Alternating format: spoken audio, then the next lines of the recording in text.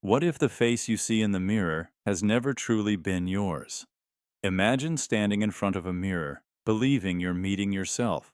But what greets you is a reversed illusion. Left is right.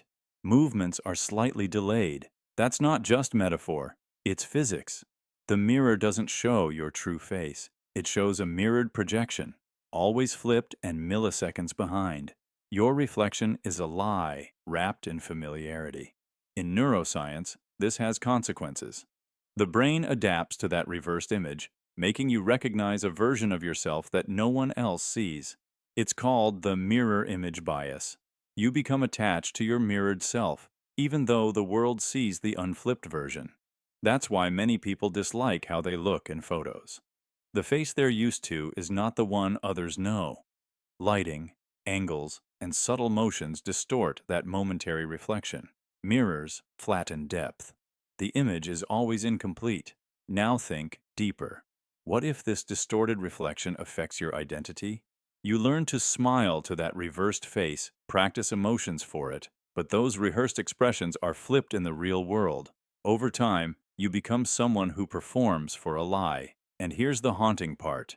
Mirrors delay reality by a fraction of time. When you blink, what you see has already happened. That delay is so small, your brain pretends it's real. You've never seen your own face in real time. Only echoes, illusions, projections. The mirror never shows you. It only suggests that it might. Imagine you're walking forward, feeling time pass like wind on your face. But what if time isn't in front of you? What if it's dripping off your back, falling like old skin? Every second you live doesn't disappear. It builds up behind you in a growing mountain of discarded selves, missed chances, and alternate timelines. Physics offers something similar, the block universe theory, where all points in time exist simultaneously. You don't move through time. You reveal it, like peeling layers from a never-ending sculpture. Quantum theory makes it stranger. The many worlds interpretation suggests each decision branches off into a new reality. Every path you didn't take still exists. Déjà vu might not be a glitch. It could be a momentary echo from one of those lives left behind. Your memories aren't perfect for a reason. The mind stores fragments, some from here, some maybe not.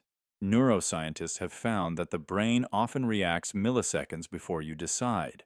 What if that's a signal from those ghostly paths behind you? You're not a traveler in time. You're the flame. And time is the wax melting down your spine. Every step you take forward casts a longer shadow behind.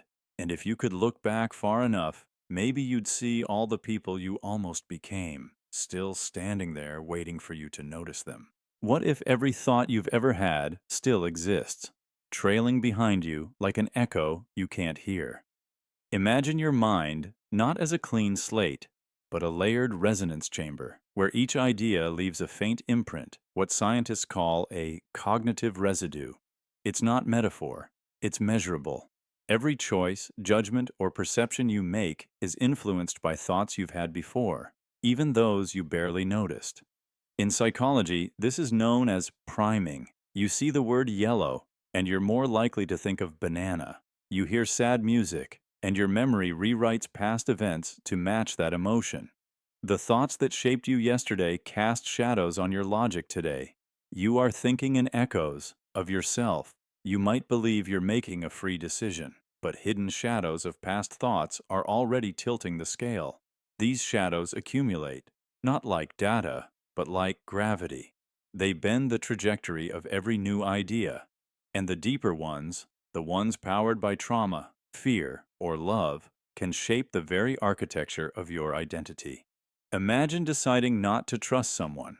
That judgment may feel instinctive, but it could stem from a fleeting resemblance to someone who hurt you long ago. You don't remember the origin, but the shadow remembers you. Now stretch that further. What if your entire belief system isn't free thought, but a colony of shadows dancing on a stage you forgot you built? You aren't just thinking, you're echoing. So the next time you have a sudden idea, a snap judgment, or a strong emotion, pause. Ask, is this me? Or is this my shadow thinking? Because awareness is the first light to reveal what casts the shadow. And once you see the outlines, you can begin to choose, not blindly react. That's how freedom begins, not in the absence of thought, but in understanding where it came from. What if the you others know isn't you at all, but a mask built from borrowed fragments? Imagine this. From childhood, you learned who to be by watching others. You copied your parents' tone, your peers' laughter, the confidence of strangers, even the quirks that got people liked. Slowly, unconsciously, you built a personality out of mimicry, not out of lies, but adaptation. It's not fake, it's survival. Neuroscience confirms this. Mirror neurons, special brain cells, fire when we observe others. They help us learn empathy, language, social cues. But they also blur the line between imitation and identity. Who are you really if you've spent your whole life absorbing the emotions, behaviors, and reactions of everyone else? Then there's memory, unreliable, biased, and often revised. You don't remember your life. You remember your last memory of it. Over time, the self you recall becomes more curated than authentic, a highlight reel made to make sense. But what happens when the truth you buried begins to wake up? Some psychologists argue the real self may not exist at all. Personality, they say, is context dependent, a shifting performance shaped by who we're around. You're not one person, you're many. But even then, something remains, a silent witness, an awareness behind the act. That observer doesn't interrupt, it watches. It records the moment your smile doesn't match your feeling, the pause before you agree, the inner ache when applause feels empty. Maybe your real self is not the character, but the one quietly wondering why you're still wearing the mask. And maybe, just maybe, it's time you listened to that voice behind the curtain. Because when the performance fades, what remains might be the only part of you that was ever truly real. Imagine recalling your happiest memory, the sunlight, the laughter, the warmth. But were the skies really that blue? Did they say that, or did loneliness soften the past? That's not nostalgia, that's editing. What if every memory you revisit gets rewritten, not like a file, but like painting over the same canvas until the image blurs? Neuroscience calls this reconsolidation. Each time you recall a moment, your brain unpacks it, restabilizes it, and changes it. You're not remembering the moment. You're remembering the last version of it. A smile becomes a message. A pause becomes rejection. Your beliefs today bend the truth of yesterday. This can heal trauma, but it can also invent it. You might recall pain that never was, or forget something too real to relive. Even eyewitnesses get it wrong. MRI scans show your brain treats recall like a new experience. It doesn't distinguish between past and present. Memory is alive, shaped by emotion, context, identity. Think of it like a live document. Every time you access it, you bring new feelings. You highlight some parts, delete others, and hit save without knowing. Memory isn't a camera, it's a storyteller. It adds color, skips scenes, and highlights what fits who you are now. That's why siblings remember the same event differently. It's not deception, it's perception shaped by identity. Eventually, you forget forgetting. You believe the version that stayed. You trust the echo, not the voice. What if reality isn't built on truth, but on agreement? Imagine growing up in a world where blue is called green, gravity is said to push instead of pull, and silence means danger. If everyone around you believed it, questioned nothing, and passed it down as law, would you even notice? Reality for most people is consensus dressed as certainty, not because it's proven, but because it's repeated. Psychologists call this social reality. When enough people agree on something, it starts to feel true, regardless of its accuracy. Think of placebo effects in medicine, or mass delusions that shift entire societies. In history, entire populations once believed the earth was flat, that illness came from bad air, that certain people were less human. Not because these were facts, but because they were widely accepted and rarely challenged. Science evolves because someone dared to question consensus. But outside of labs and data, society often punishes those who see differently. If you notice a lie too early, you're called insane. Too late, and you're irrelevant. The sweet spot, just when the crowd is ready to shift, is rare. So most stay silent. Safer to agree, safer to pretend. Reality is fragile because it depends on majority perception. We treat consensus as truth, not because it's accurate, but because it's comforting. That comfort is a mask. It can crack. It can shift. One generation's truth becomes the next one's myth. So ask yourself, how much of what you believe is real? Because others stopped questioning it first? In the end, reality might not be truth at all. It might just be the loudest, most repeated story. One chosen not by evidence, but by vote. A vote you never cast. Imagine thinking your habits are your own, born from your personality or discipline. But what if most of them were never yours to begin with? What if they were pre-installed, behavioral loops buried deep in your neural code, running like silent programs beneath your awareness? Neuroscience shows that up to 95% of your daily actions are driven by the subconscious. You think you choose, but the choice was already rehearsed, coded into you by repetition, trauma, culture, even genetics, long before you had the illusion of free will. You reach for your phone the moment you're bored, not because you truly want to, but because your brain craves the chemical fix it's been trained to expect. These aren't choices, they're echoes, patterns so tightly wound they blur into your identity. And breaking them doesn't feel like discipline. It feels like betrayal, like fighting something ancient that's lived in you since childhood. Behavioral economists found we don't choose what's right, we choose what's familiar. The mind prefers the known pain over the unpredictable unknown. Your comfort zone isn't peace. It's a prison built by pattern recognition. You aren't lazy. You're caught in legacy code, scripts written by your parents, your environment, even your DNA. Your free will often just picks between recycled loops wearing new faces. Even rebellion can be part of the loop. You repeat patterns to feel control, unaware the loop includes your defiance. So next time you act without thinking, pause. Whose algorithm are you running? Yours? Or one whispered into your instincts by a designer you never met? You don't just repeat by habit, you repeat by design. And the most unsettling part? That design may not be human at all, or even conscious. What if you've never truly seen the world, only your brain's best guess of it? Imagine reality not as something you witness, but as something you're constantly decoding. Your eyes don't see, they receive signals. Photons bounce off objects, hit your retina, and convert into electric impulses. But that's not sight. That's translation. You don't see the apple. You interpret wavelengths. You don't hear music. You interpret vibrations. You don't feel the world. You interpret pressure, temperature, texture, all filtered through nervous systems shaped by evolution, memory, and survival bias. Every color you see is invented by your brain. The sky isn't blue. There is no color, only energy frequencies. Your mind paints them. What you call now is a stitched delay. Light takes time. Processing takes time. You live in the past by milliseconds, always behind reality, chasing it with interpretation. Even your emotions are interpretations, chemical readings translated into meaning. That gut feeling? A signal interpreted. That sudden fear? A guess based on patterns your mind learned long ago. Your very self, the story you tell, is a hallucination with rules. This is the human condition, to exist not in truth, but in translation. You are not perceiving the world. You are perceiving your version of it.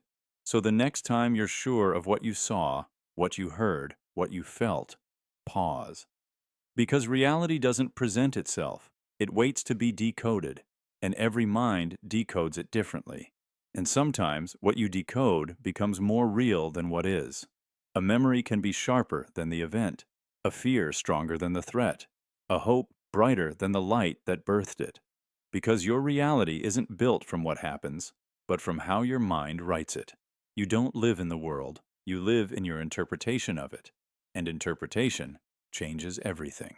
What if silence isn't the absence of sound, but the absence of what your brain lets you hear? Imagine this. The universe is never truly quiet. Even in the stillest forest, in the middle of the night, space thrums with particles colliding, atoms vibrating, distant stars exploding. But your ears never tell you. Not because the sounds aren't real, but because your brain has learned to ignore them. Neuroscience reveals that the human brain constantly filters sensory input. It edits out what doesn't help us survive. Sounds below or above certain frequencies, infra and ultrasound, never reach your awareness, even though animals can hear them. Your brain also cancels repetitive background noise to conserve attention. That hum of the fridge? You stop noticing. The buzz of electricity in the wall? Forgotten in seconds. But what if, in all that filtered noise, something vital is hiding? Some researchers suggest our unconscious mind may still register these sounds, affecting mood, behavior, even dreams. This means silence might not be silent at all. It could be full of dismissed messages, ghost signals, forgotten songs of the cosmos, humming beneath the surface of consciousness.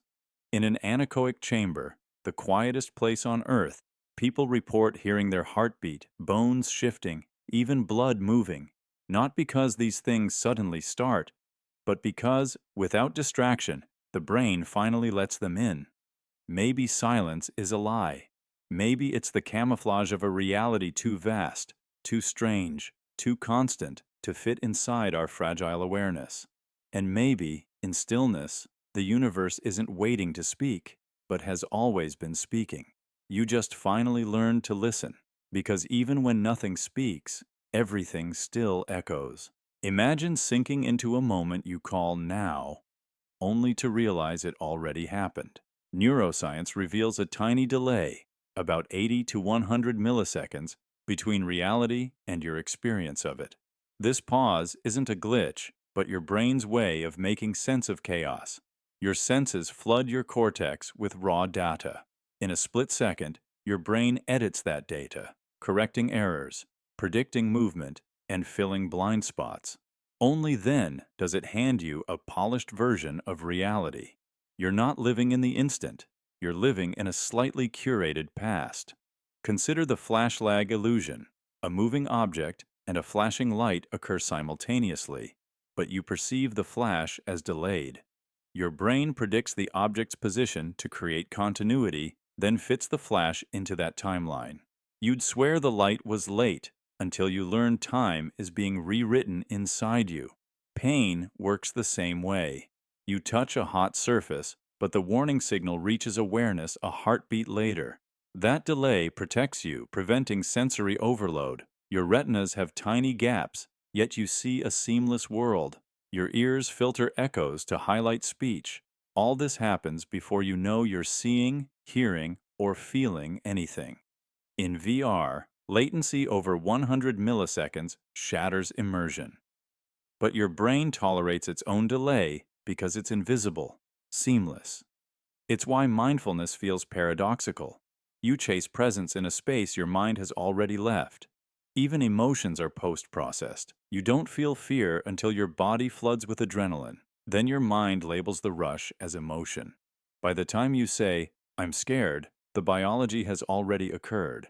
So what is now? It's the moment your brain has approved, a compromise between chaos and comprehension. Every breath, every heartbeat, every touch is an echo. You're not in the present, you're catching up to it. What if your name isn't just a label, but a spell? Imagine hearing it spoken aloud, not just as sound, but as a key turning in the lock of your identity. Every time someone says your name, it's not casual. It's a trigger, activating a protocol deep in your brain that reminds you, this is who you are, this is how you behave, this is your story. Repetition forms reality, and your name is the most repeated word you'll ever hear linked to yourself. Neuroscience confirms that hearing your name lights up the brain differently than any other word. It pulls focus, activates self-awareness, and recalls memory fragments tied to your role in the world. It's why you can hear your name across a noisy room, It cuts through chaos like a beacon. But here's the haunting part. What if your name also reinforces limitations? Each time it's used, it calls not just your attention, but your history, your labels, your flaws, your expected patterns. Like magic, you return. Now, imagine someone changes your name, or you stop responding to it. The script begins to break. Studies on identity shifts, like during witness protection, spiritual rebirth, or trauma recovery, show how names reshape the mind. Without that trigger, people often feel disoriented and unsure. Because your name isn't just what you're called, it's who you've been trained to be. It's a spell cast over your life from the moment you first answered to it. And the more it's spoken, the deeper it roots into your mind. Your name becomes the rhythm of your selfhood, echoing in every memory, every interaction. The spell only breaks when you begin to wonder who you'd truly be without it. Maybe that question is the first real act of freedom. Imagine you bump into an old friend you were just thinking about, or hear a song that answers a question lingering in your mind. You call it coincidence. But what if these alignments aren't accidents at all? What if they're tiny fractures, glitches in a deeper pattern trying hard to stay invisible? When events line up too perfectly, it's not luck. It's the architecture of reality slipping for a second, revealing its hidden code. Scientists studying chaos theory know that randomness often hides complex order. Your brain, wired for pattern recognition, isn't just making connections. It might be noticing anomalies in the fabric of the simulation you live inside. The more you notice, the more they happen. Synchronicities, the alignment of internal states with external events, have been reported across cultures. Jung called it meaningful coincidence, but he hinted at something more, that the psyche and the physical world are intertwined in ways we barely understand. Quantum physics, too, dances around this idea. Observer effects, entanglement, delayed choice suggest reality isn't fixed until seen. So when coincidence strikes, maybe it's not the world answering you, it's acknowledging you. Statistically, yes, strange things happen, but there's a threshold where probability collapses and meaning emerges. Coincidences feel magical not because they're rare, but because they break the rules we're taught to trust. You're told life is chaos, but every perfect alignment whispers the opposite. There's a code beneath the noise, patterns too perfect to be random, messages disguised as moments. Maybe you weren't lucky, maybe you just caught reality blinking, and the moment you noticed, it noticed you too. What if your past isn't what you remember, but what you feel right now? Imagine memory not as a vault, but as a canvas. Each time you recall an event, you repaint it, using the color of your current emotion. Joy softens the edges. Anger darkens the details. Nostalgia blurs the pain with golden light. Your memories aren't fixed. They're rewritten with every reflection. Neuroscience shows that memory is not playback, it's reconstruction. When you access a memory, your brain partially dismantles it and then rebuilds it based on your present mindset. That's why the same moment can feel tragic one day and beautiful the next. Your emotions are the brush. Memory is the medium. This is why arguments intensify. You remember them differently. One person feels hurt and their memory becomes a story of betrayal. The other feels guilt and their memory becomes a story of misunderstanding. Both believe they're remembering, but they're actually rewriting. It's also why love reshapes your past. You fall for someone, and suddenly, every coincidence feels like fate. You split from someone, and the same moments become warning signs you think you missed. Emotions alter not just how you see the present, but how you narrate everything that led to it. So can you trust your past, or are you walking through a gallery of emotional self-portraits, each one a reflection of who you were the last time you looked? Because memory doesn't remember, it feels. And feelings change everything.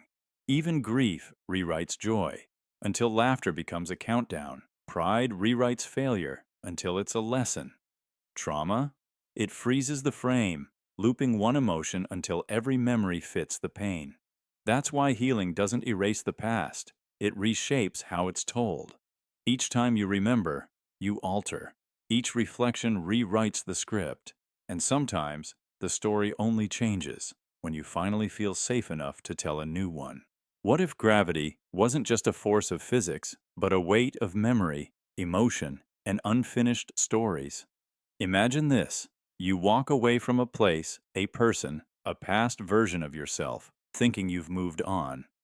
But something invisible tugs at you, not your body, your attention, your dreams, your guilt, like emotional gravity, pulling you back toward the things you thought you left behind. In physics, gravity is mass attracting mass, no matter the distance. But in psychology, memory has mass too. A place you once loved, a person who shaped you, a dream that almost came true, they gain weight in your emotional field. The more you try to escape, the more you orbit them, not out of choice, but because something unresolved anchors you there. This explains why you can feel heavy without touching anything, why a memory from years ago can crash into your chest like a falling star, why a person no longer in your life can still show up in your thoughts uninvited, bending your focus like light around a black hole. Even joy has gravity. The happiest moments can become burdens when you chase them too long. Nostalgia is a kind of emotional physics, beautiful but relentless. It doesn't ask for permission. It bends your path quietly, always pulling. But here's the paradox. What weighs you down might also define your path. Like how gravity keeps planets in motion, maybe your emotional gravity is shaping your trajectory, giving your journey meaning. So the question isn't how to escape it, but how to move with it. Because maybe the point isn't to be free of weight, but to become strong enough to carry it and still fly. Because in the end, even stars are born from the pressure of what tried to crush them. Imagine hearing words that vanish the moment they leave the speaker's mouth. The sentence is uttered, but by the time it reaches your mind, it's rewritten. Every filter of expectation, memory, and bias warps the raw message into your private version of the truth. Neuroscience shows that auditory signals pass through layers of processing before you're conscious of them. Your ears convert vibrations to neural impulses, which the brain decodes, compares against memories, anticipates patterns, and corrects errors. By the time you perceive what was said, you've already applied unconscious edits. Two people hear, "We need change now." One hears urgency, recalling past betrayals. The other hears promise, recalling triumphs. Neither lies. Their histories and beliefs tint the sound, like colored lenses distorting white light. Selective listening experiments prove it. Primed participants report hearing words that match their cues, even when the audio is identical. Your brain prefers coherence over accuracy. This fuels echo chambers. We watch the same clip, but replay it through different filters, then seal it in bias. Confirmation bias clings to your version, repelling correction. Each replay remixes the story, reinforcing your narrative. Even your own voice alters truth. Retelling a story, you fill gaps with assumptions. Over time, the retelling drifts until you believe your reconstruction more than the original. So what is spoken truth? It exists only for an instant. After that, it's a private broadcast shaped by unconscious algorithms. You don't hear what was said, you hear your brain's best guess. To glimpse reality, listen for the filters. Notice your reactions, question your assumptions, seek the silent gaps. Because only when you acknowledge your edits can you begin to hear what truly was said. Small things are infinite. Imagine peering into a familiar object, a simple coin resting in your hand. Now shrink down, slice by slice, past the rim of atoms until certainty fades. You reach a realm not of solid marble, but of swirling probability clouds. Inside each atom, electrons don't sit on fixed orbits. They exist as statistical whispers. They only materialize as particles when forced to reveal themselves. Physicists call this behavior quantum uncertainty. An electron's position is described by a wave function, a haze of potential, collapsing into one point only when measured. Consider neon signs glowing blue in a darkened alley. The neon atoms inside these tubes emit photons when electrons transition between energy levels. But before emission, electrons occupy clouds of probability, smeared around the nucleus like ghostly halos. The light we see is the momentary collapse, a definitive blink of certainty in a sea of possibilities. At this scale, matter behaves more like a restless dance. Protons and neutrons within nuclei are complex assemblies of quarks and gluons, themselves fluctuation fields. Even nuclei jitter with vacuum energy pulsing through empty space. The vacuum isn't nothing. It teems with virtual particles constantly flickering into and out of existence. What we call empty is a churning, dynamic stage. Every solid surface, wood, metal, flesh, is ultimately a fraction of empty space. Atoms are 99.999% void. The solidity you feel is a dance of electromagnetic forces resisting further compression. Two fingers, pressing together, never truly touch. Their electron clouds repel before collisions occur. And yet, from this quantum haze emerges our world. Grains of sand pile into dunes. Cells coalesce into living tissue. Chaos of uncertainty gives birth to structure, life, and meaning. This paradox is the universe's greatest gift, infinite mystery contained in seemingly finite forms. Imagine inhaling a faint scent, the warm aroma of freshly baked bread, only to find yourself transported decades back to your grandmother's kitchen. In that moment, time collapses. Your mind forgets the present, and you inhabit a memory so vivid you can feel the flour-dusted table beneath your fingertips. Scientifically, smells hijack memory because olfactory receptors send signals directly to the limbic system, the seat of emotion and memory, bypassing logical filters. A single whiff of jasmine transports you to a teenage summer evening, while the tang of pine needles summons childhood hikes through ancient forests. Even the odor of stale gym socks can evoke the sweaty tension of high school locker rooms. Neuroscience reveals that smell is the only sense with such direct neural pathways to our deepest feelings. In 1960, researchers discovered patients with Alzheimer's often lose smell before memory, underscoring the link between odor and recollection. Picture opening a dusty box, breathing in mothballs, and recalling a long-forgotten attic where sunlight sifted through cobwebs. Now, consider the smell of rain on hot asphalt, petrichor, that transports you to a childhood stormy evening, soaked to the bone, heart racing as thunder rolled overhead. That scent is a time machine, a key unlocking an emotional vault, flooding your brain with neural echoes of joy, sorrow, or fear. In controlled studies, volunteers exposed to target odors recalled specific details with uncanny precision even after decades. Smells do not lie. They are primal echoes etched into our brains, creating pathways that words cannot reach. So next time a scent hijacks you, remember, you are not lost in nostalgia. You are proof that scent can tear holes in reality and stitch you back into your own history. Imagine you wake up and follow your morning routine without conscious thought, pouring coffee, checking messages, dressing, all guided by invisible algorithms in your brain. From choosing breakfast to deciding your route to work, most choices aren't deliberate. Neuroscientists have discovered that our brains initiate actions up to half a second before we become aware of them. Your awareness is merely narrating events your unconscious mind has already set in motion. Consider the act of typing. Your fingers move before you consciously intend to form words, or driving a familiar route. You arrive without recalling every turn, as if a ghost passenger steers. Studies using EEG show decision-related neural activity predicts choices before we feel we decide. Even moral judgments, whether to help a stranger, emerge from fast, unconscious evaluations long before we rationalize them. Our sense of free will is a convenient illusion, a story our brain tells to integrate sensations and intentions. But this invisible autopilot isn't destiny.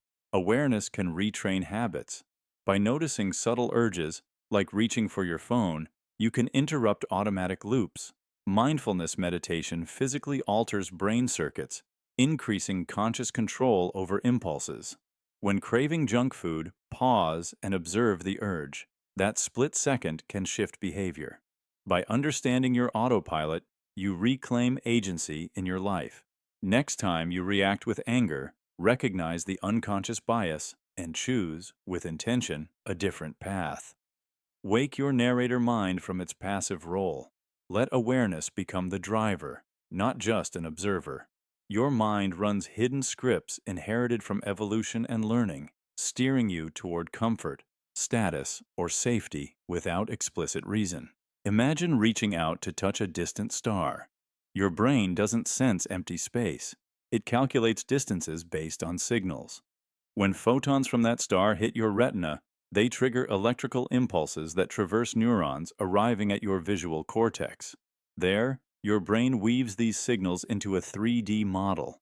Space as you know it is a simulation, a reconstruction guided by light, motion, and expectations. Depth cues, like binocular disparity, motion parallax, and perspective, help you infer distance. Step forward and nearby objects shift on your retina more than distant ones. Your brain interprets this shift as depth. But there is no cosmic ruler, only neural inference. A 3D movie mimics this by sending two images to each eye, fooling your brain into perceiving depth where none exists. In virtual reality, simple distortions of perspective can make a small room feel vast. When astronauts observe Earth from orbit, their brains struggle to interpret unfamiliar visual cues in microgravity, making horizons appear flat. When you judge that a coffee mug sits 6 inches away, there is no innate measurement. It is prediction based on past grasps. Laser rangefinders record time of flight, but your brain converts that into meters. The cosmos you perceive is a tapestry of neural patterns. So when you gaze at a sunset, remember that space is art created by your mind, a narrative your neurons narrate, not a literal expanse. Nothing is truly far. It is only rendered differently by your brain. Imagine standing at the edge of your memory, feeling a tug toward lives you never lived. Your brain is wired to replay choices and wonder, what if I had stayed? What if I had leapt? Neuroscientists call this counterfactual thinking. Mental simulations of alternatives that shape our emotions as powerfully as real events. You don't just regret what happened, you grieve the versions of yourself that never existed. Studies show that imagining alternate outcomes activates the same neural circuits as actual experiences. When you think, if only I had taken that job offer, your brain fires as though you lived that life. This makes the pain of possibilities almost tangible. You might picture the confident friend you could have become, the partner you could have loved, or the risks you could have taken. Each vision carries weight, pulling at your heart with whispers of roads not taken. Consider a musician who almost quit before success, or a student who declined a scholarship abroad. Their minds keep ghost stories alive. The artist who missed a gallery opening, the adventurer who never packed a bag. These haunting scenarios affect mood, motivation, and even well-being. Counterfactuals can inspire growth. You learn from mistakes, but they can also trap you in loops of endless longing for selves that faded before dawn. To break free, recognize these reveries as echoes, not destinies. Ground yourself in choices that shaped you, and honor lessons learned rather than mourning silent paths. Embrace gratitude for the life you lived, while allowing the ghosts of possibility to fuel hope instead of sorrow. In doing so, you reclaim power from unrealized selves and find peace in the story that is truly yours. Imagine standing at a crossroads where every decision branches into a universe unseen. Each choice you make locks you onto one path, but the roads you never took still unfurl somewhere, quietly alive. In physics, the many worlds interpretation suggests every quantum event spawns realities. Your hesitation, your choice of morning coffee over tea, ripples across infinite timelines. In each of those unrealized worlds, you tread roads that echo with alternate selves. Picture diverging highways splitting into forests of possibility. In one reality, you pursued that dream job abroad. In another, you stayed home. Both roads exist even if your consciousness follows only one. Neuroscience echoes this in counterfactual thinking. Your brain simulates alternative outcomes, forging mental pathways where you imagine success or regret. These mental replicas shape your emotions as if those roads were real. Consider the simple act of choosing which book to read tonight. As you open pages of a thriller, somewhere another you flips through poetry. Each narrative you reject still lives in the recesses of your mind, shaping desires, fears, and memories. Those unchosen paths influence the one you follow, casting shadows on decisions you never made. Regret can feel like a ghost lighting a candle in the darkness, reminding you of roads left unexplored. Yet each hypothetical self, though unseen, teaches you resilience. Awareness of these alternate lifelines empowers you to cherish the present path and carry lessons from roads untraveled. Our lives unfold as a tapestry woven from threads of possibility. Every unchosen path leaves a trace, whispering of what could have been. Although you cannot walk every road, awareness of these invisible branches enriches your journey. In embracing the roads that never crossed your path, you honor the infinite echoes of your being. Imagine holding a secret within you, a fragment of truth cloaked in silence, tucked away from every glance. That hidden piece reshapes who you are, forging a quiet chamber in your mind where only you can dwell. Neuroscience shows that keeping secrets activates brain regions tied to self-referential thought and emotional regulation, demanding cognitive energy to maintain the facade. Each unspoken word becomes a stone in an internal mosaic, altering your mood and steering your interactions without your conscious awareness. Consider two friends walking side by side. One conceals a betrayal, the other shares everything. The secret keeper's brain endures a silent conflict, heightened cortisol levels whispering stress into each decision. Social psychologists have found that people with concealed truths exhibit subtler changes in facial expression, voice pitch, and even posture, betraying the hidden layer they carry. Over time, that secret-laden layer integrates into the core of personality, crafting an alternate self that emerges in fleeting glances or nervous silences. Imagine drifting into sleep with that secret swirling in your mind. Dreams weave fragments of guilt, curiosity, or fear, demanding to be acknowledged. In those nocturnal hours, your hidden chamber unlocks, exposing the secret self to the raw light of your subconscious. When morning comes, you carry the remnants of those dreams, subtle shifts in perception, a lingering tension. That tension is proof that secrets are not inert.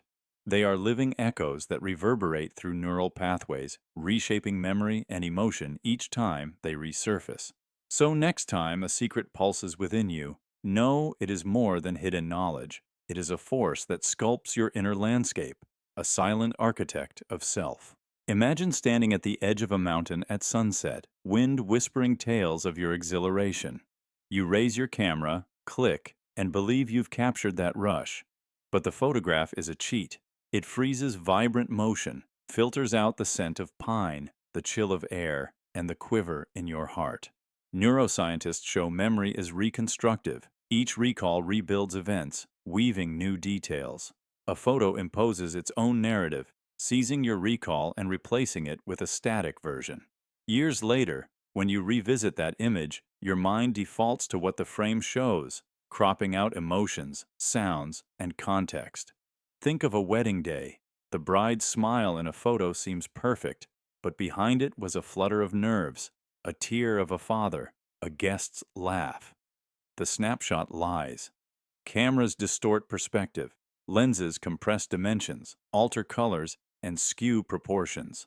That famous photograph of Earth from space makes our planet glow like a marble. Yet astronauts describe a living, breathing blue orb full of storms, currents, and music. Psychologists call this the picture superiority effect. Images dominate recall, overshadowing actual experience. The photo becomes your reality, relegating chaotic truth to shadows. Memories fade unless anchored by emotion. A photograph anchors but also chains, arresting what once bloomed. To break free, Practice mindful witnessing. Instead of immediately lifting your phone, breathe in the moment. Notice the taste of air, the warmth of light, the beating of your pulse. Let memory bloom organically, unburdened by the freeze frame. In a world obsessed with capturing moments, remember, life happens between shutters. Let your reality live in your mind, not on glass. Imagine waking to that ache in your chest, an echo of yesterday's heartbreak reverberating in your mind. Emotional pain often repeats not because wounds remain unhealed, but because your brain has run that pain circuit so many times, it fires on autopilot. Each sorrowful memory traces a familiar neural path, and your brain retraces it, generating fresh anguish even when nothing new has occurred. Neurons strengthen their bonds with repetition. When you ruminate over a hurtful moment, reliving rejection or replaying harsh words, those pathways deepen, forming a habitual circuit. Soon, a simple cue, a song, a scent, a fleeting thought can trigger that pain network without conscious input. Your brain becomes a playback machine, responding to learned patterns instead of present realities. Neuroplasticity reveals that the brain can rewire. Those painful circuits weaken when left idle. Suppose someone endlessly revisits a breakup's worst details. Each recall embeds that suffering deeper, so that even neutral events spark anxiety. But if at a trigger you shift focus, change your environment, notice a sensation, reframe the memory, you interrupt the circuit, preventing it from running. Mindfulness and journaling accelerate this process. By observing pain without judging it, you allow synapses to rewire around new experiences, self-compassion, hope, and resilience. Over time, when familiar cues arrive, your brain finds alternative routes, calm reflection instead of anguish. Your brain didn't intend to trap you in pain, it simply followed the path of least resistance. But you hold the power to forge new paths. When you recognize emotional pain as programmed, you reclaim agency. Rewrite the code with conscious intention, transforming your mind from a replay machine of suffering into an architect of healing. Imagine waking up one morning feeling torn apart, as though every compliment, every scar, every dream you've ever held is a shard trying to fit together. Identity isn't a solid statue. It's a mosaic of memories, emotions, and roles stitched by your mind. Psychologists call this the self-concept, a dynamic collage shaped by praise, trauma, hopes, and the roles you've played. You're not just an actor, you carry every part you've ever performed. When you received praise, that moment added a piece, confident, capable, worthy. When trauma struck, another fragment embedded itself, fearful, guarded, broken. Over years, student, partner, friend, survivor, each mask fused to your skin until they felt inseparable from you. Neuroimaging shows that different experiences light up distinct neural networks, confirming that our sense of self isn't localized, but spread across memories and emotions. Consider someone celebrated for athletic triumph as a child, who later endured romantic rejection. Their identity contains both champion and insecure lover. These conflicting pieces warp wholeness. You might ask, am I the winner or the one who lost? Yet both fragments coexist, shaping behavior and self-view. To integrate the puzzle, notice the pieces. Journal praise, trace trauma's scars, acknowledge hopes. Therapy techniques like narrative reconstruction let you retell your story, placing each piece consciously instead of hiding behind masks. When you embrace every shard, pride and pain, you begin to see a unified portrait. Your identity will keep evolving as you collect new pieces. By recognizing that each experience contributes to the mosaic, you gain compassion for yourself and others. In accepting the beautiful chaos of who you are, you reclaim power to intentionally arrange each piece, crafting a more authentic self. Identity isn't a fixed puzzle. It's an ever-changing masterpiece you shape with every choice and moment. Imagine stepping through a door and suddenly you're someone else. A bedroom door wraps you in intimacy. A boardroom door equips you with confidence. Each threshold assigns a new script and reshapes your narrative. Consider a hospital entrance. Passing beneath its sign, your heartbeat shifts. You become patient, visitor, or caregiver. Roles dictated by sterile corridors, muted alarms, and white coats. Identity morphs. Hands clutch papers. Eyes scan hallways for hope or dread. That one door transformed you from passerby to someone driven by urgency or compassion. Contrast this with a classroom. When the wooden door creaks open, desks and chalkboards await. Instantly, you assume student or observer. Posture straightens, mind sharpens. Outside, you were yourself. Inside, you inherit expectations to learn, question, and engage. Words spoken within those walls carry weight, shaping how you speak beyond them. Now, think of home. Opening the front door means dropping your public mask. Stress dissolves into familiar corners and comforting objects. You become partner, parent, or child. Roles shaped by laughter echoing through hallways or the soft hum of evening routines. Those walls whisper shared history, assigning a version of you that may vanish at the next threshold. A courthouse door demands respect and silence. You become juror, defendant, or observer bound by solemn rules. Entering a gym, you become athlete, muscles primed, focus narrowed, ambition ignited. Each door triggers scripts written by architecture, culture, and expectation. These shifts reveal identity's fluidity. You aren't a single story, but a mosaic of selves crafted by spaces. Doors are portals, not just in place, but in persona. Every threshold rewrites the narrative you inhabit, showing that who you are is never fixed, but always in flux under the influence of every door you open. Imagine waking up and feeling a surge of joy, and suddenly the world seems to celebrate with you. Colors feel brighter, sounds richer, and strangers' faces look kinder. Science shows that emotions shape perception. Anxious minds interpret neutral faces as threats, while content hearts see warmth everywhere. The brain's predictive processing model reveals that your mind continuously forecasts sensory input, and emotions bias these predictions. In a moment of fear, a swaying tree branch can seem sinister, and at peace, the same branch sways gently in a friendly breeze. Studies confirm that participants prompted to feel happiness describe vivid hues and gentle sounds, while those steered toward fear detect danger faster, misreading harmless movements as peril. Neurochemically, surges of dopamine and serotonin alter activity in the visual cortex and amygdala, subtly warping reality. Think of walking through a park after a breakup. Each shadow lengthens, each whisper of wind hints at loneliness. Days later, after laughter with friends, that same park feels alive. Leaves dance with possibility, and distant birdsong feels like an invitation. This isn't wishful thinking. It's how the brain conserves energy, using emotional context to streamline perception. Our inner state sends ripples into the external world, bending experiences to match our feelings. When love fills you, hardship shrinks. When grief grips you, joy retreats into shadow. The world reacts to you by mirroring your emotional tide.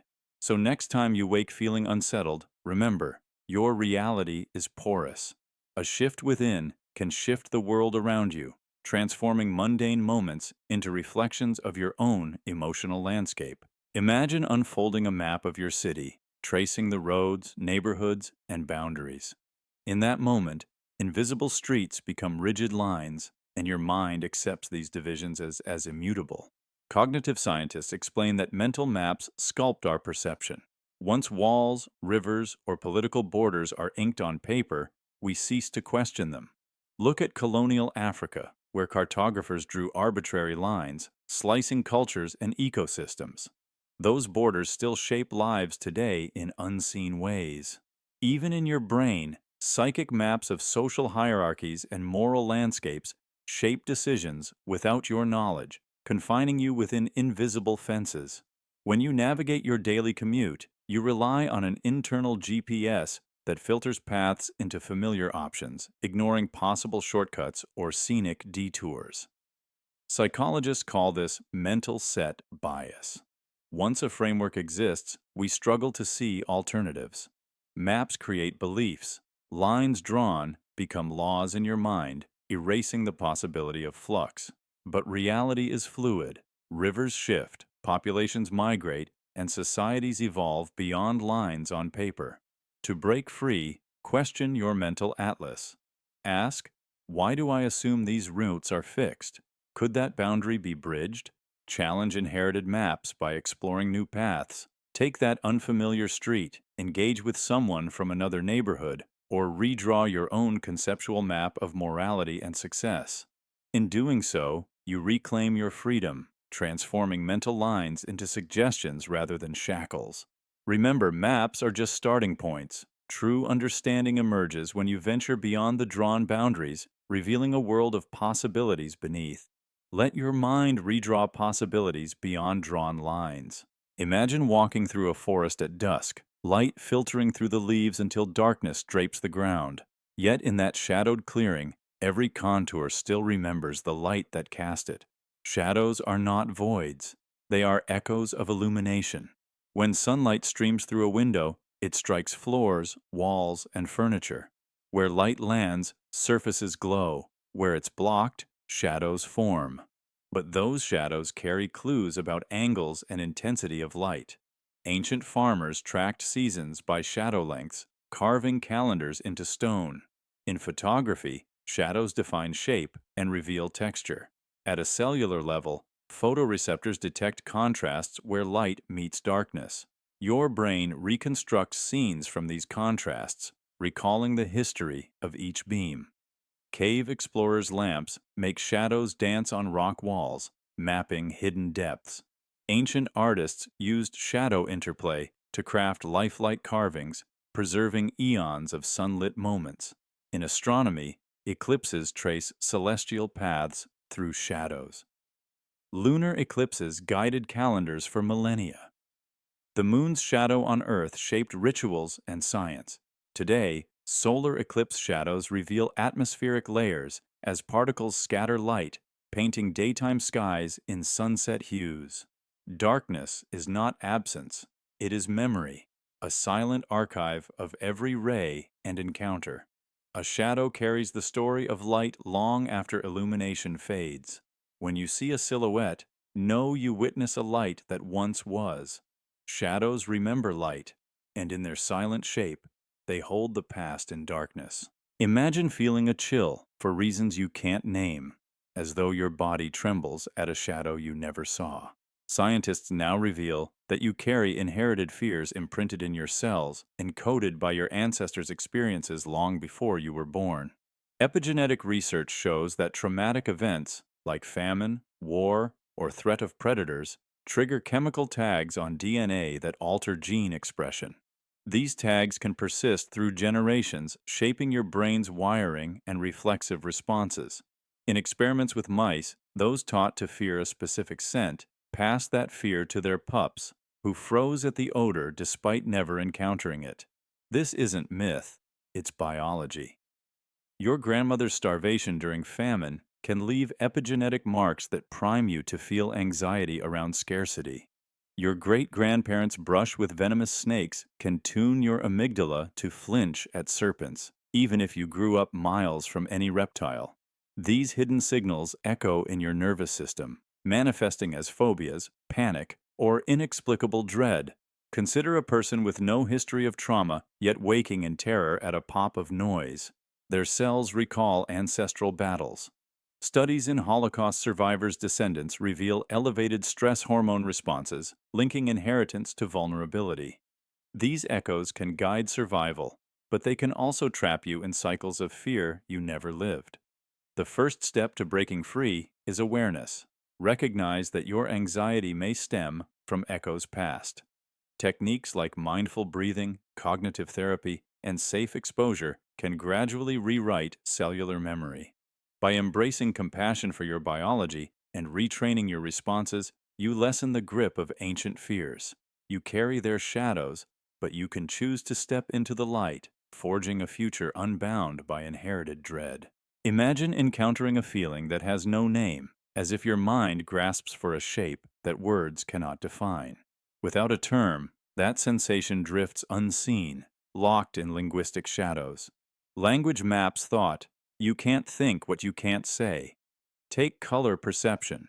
In languages lacking a distinct word for turquoise, speakers group it under blue or green, failing to discern a hue that others identify effortlessly.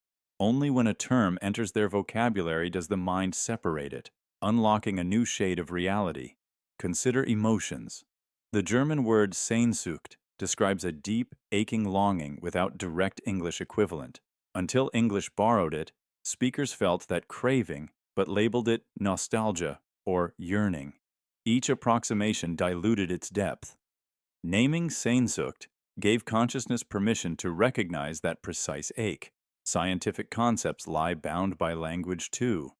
Before entropy had its name, early researchers described chaotic processes vaguely. Once entropy was defined, scientists could pinpoint disorder and predict energy flows with mathematical precision. A word catalyzed an entire field. In Arctic cultures, dozens of snow words, Kanik for falling snow, Aput for snow on the ground, shape hunters' decisions about travel and shelter. English speakers simply see snow, oblivious to dangers hidden in its texture. Vocabulary carves mental paths, directing attention toward life or death details. Neurolinguistics confirms this boundary. Bilinguals solve paradoxes differently depending on language structure. Japanese speakers judging moral dilemmas in Japanese rely on context. In English, they shift toward rule-based logic. Words sculpt ethics and reason itself. Every uncaptured nuance waits in darkness. To think beyond current limits, expand your lexicon. Seek words for the unnamed, for truths that hover beyond speech, because until you can say it, it cannot fully exist within your mind. Imagine stepping into your first home again, where every creak whispered lessons about love, safety, and success. As a child, your mind recorded these scripts. I'm only safe when I'm perfect. Love means earning trust, and wove them into your neural architecture. Neuroscience shows that early experiences shape the brain's wiring. Childhood trauma, or affirmation, tunes the amygdala and prefrontal cortex, embedding core beliefs into implicit memory. Later, you might think you've outgrown those ideas, but they run silently in the background, steering your decisions. A simple criticism from a friend can trigger the same gut punch you felt when a parent's praise was withheld. You chase relationships seeking safety, unaware you're replaying a childhood loop. Psychologists call these internal working models, unconscious scripts formed before age 5 that dictate how you view yourself and others. Imagine entering a job interview while a faint echo of that first failure whispers, "You'll never be enough." Even decades later, that voice still shapes how you perform under pressure. But awareness is power. Mindfulness and therapy can illuminate these hidden narratives, allowing you to rewrite the script. When you uncover a childhood fear of abandonment, you learn to differentiate past from present, silencing that old tape. Studies show that secure attachment fosters resilience, while neglect carves fear into expectations. In romance, you hesitate to trust as that child's doubt echoes. Remember, your first beliefs never truly fade. They echo through your adult mind until you face them. By shining light on those silent scripts, you reclaim your story and reshape the self. Always. Imagine lying in bed after a marathon of thrillers, heart racing, images still flickering behind your eyelids. As you drift into sleep, your brain doesn't shut off. It weaves fragments of what you watched into vivid dreamscapes. Neuroscience reveals that recently activated neural pathways, those fired by media, get reactivated during REM sleep. In one study, subjects exposed to strange videos reported dream content echoing similar themes. Think of checking your phone before bed. A single late-night scroll through violent clips can prime your brain to replay similar scenes in your dreams. Researchers at MIT found that viewing violent clips increased amygdala activity during dreams. Your dreams serve vital functions: deeply raw emotional processing, memory consolidation. But media can hijack these functions, embedding digital impressions into your psyche. Children who watch violent cartoons see aggressive dream imagery, while adults binging sad shows have melancholy dreams at dawn. Rhythmic audio, like beats in music videos, influences brainwaves, syncing with sleep cycles to shape dream pace and mood. Filmmakers leverage this. A haunting score before sleep can trigger unsettling nightmares. To reclaim your dreams, curate evening media. Choose uplifting, calming content. Replace late-night news with gentle nature documentaries or soothing music. Practice mindfulness before bed. Close your eyes, observe your breath, and clear, lingering digital echoes. Keep screens out of the bedroom to prevent accidental exposure. Remember, what you watch becomes part of your nocturnal journey. Control your evening media diet to harness dreams instead of letting images script your subconscious. Imagine standing in a tense boardroom, every eye on you as you fumble through your speech. Instead of stalling in silence, a burst of laughter escapes your lips, yet you're not amused. That laughter isn't joyful release, it's a pressure valve opening, a hidden survival response to discomfort. Your brain, wired by evolution, uses laughter to diffuse tension when fear or social power imbalances loom. Neuroscientists have discovered that giggling during stress engages neural circuits in the prefrontal cortex, releasing neurochemicals like endorphins and dopamine. These hormones dampen pain signals and create a fleeting sense of relief, an emotional anesthetic. Imagine watching a horror film with friends. When the monster lunges, you might gasp, then laugh nervously. That laughter is your brain's way of saying, "I'm safe for now," even though you still feel fear. Laughter also serves as a social signal. In uncertain hierarchies, like classrooms or teams, nervous laughter can signal deference or appeasement. Picture a junior employee cracking a joke after a supervisor's cutting remark. They may not find the joke funny, it's a shield against perceived threat. Throughout human history, laughter helped forge cohesion. Tribal bonds were reinforced when individuals laughed together during rituals or calamities, transforming collective anxiety into shared resilience. Sometimes, laughter masks power dynamics. A bully's taunt might be met with a laugh from the target, a subconscious tactic to appear unfazed. Yet beneath that facade, the brain is racing to reassert control. By laughing, you interrupt the bully's script, signaling unpredictability.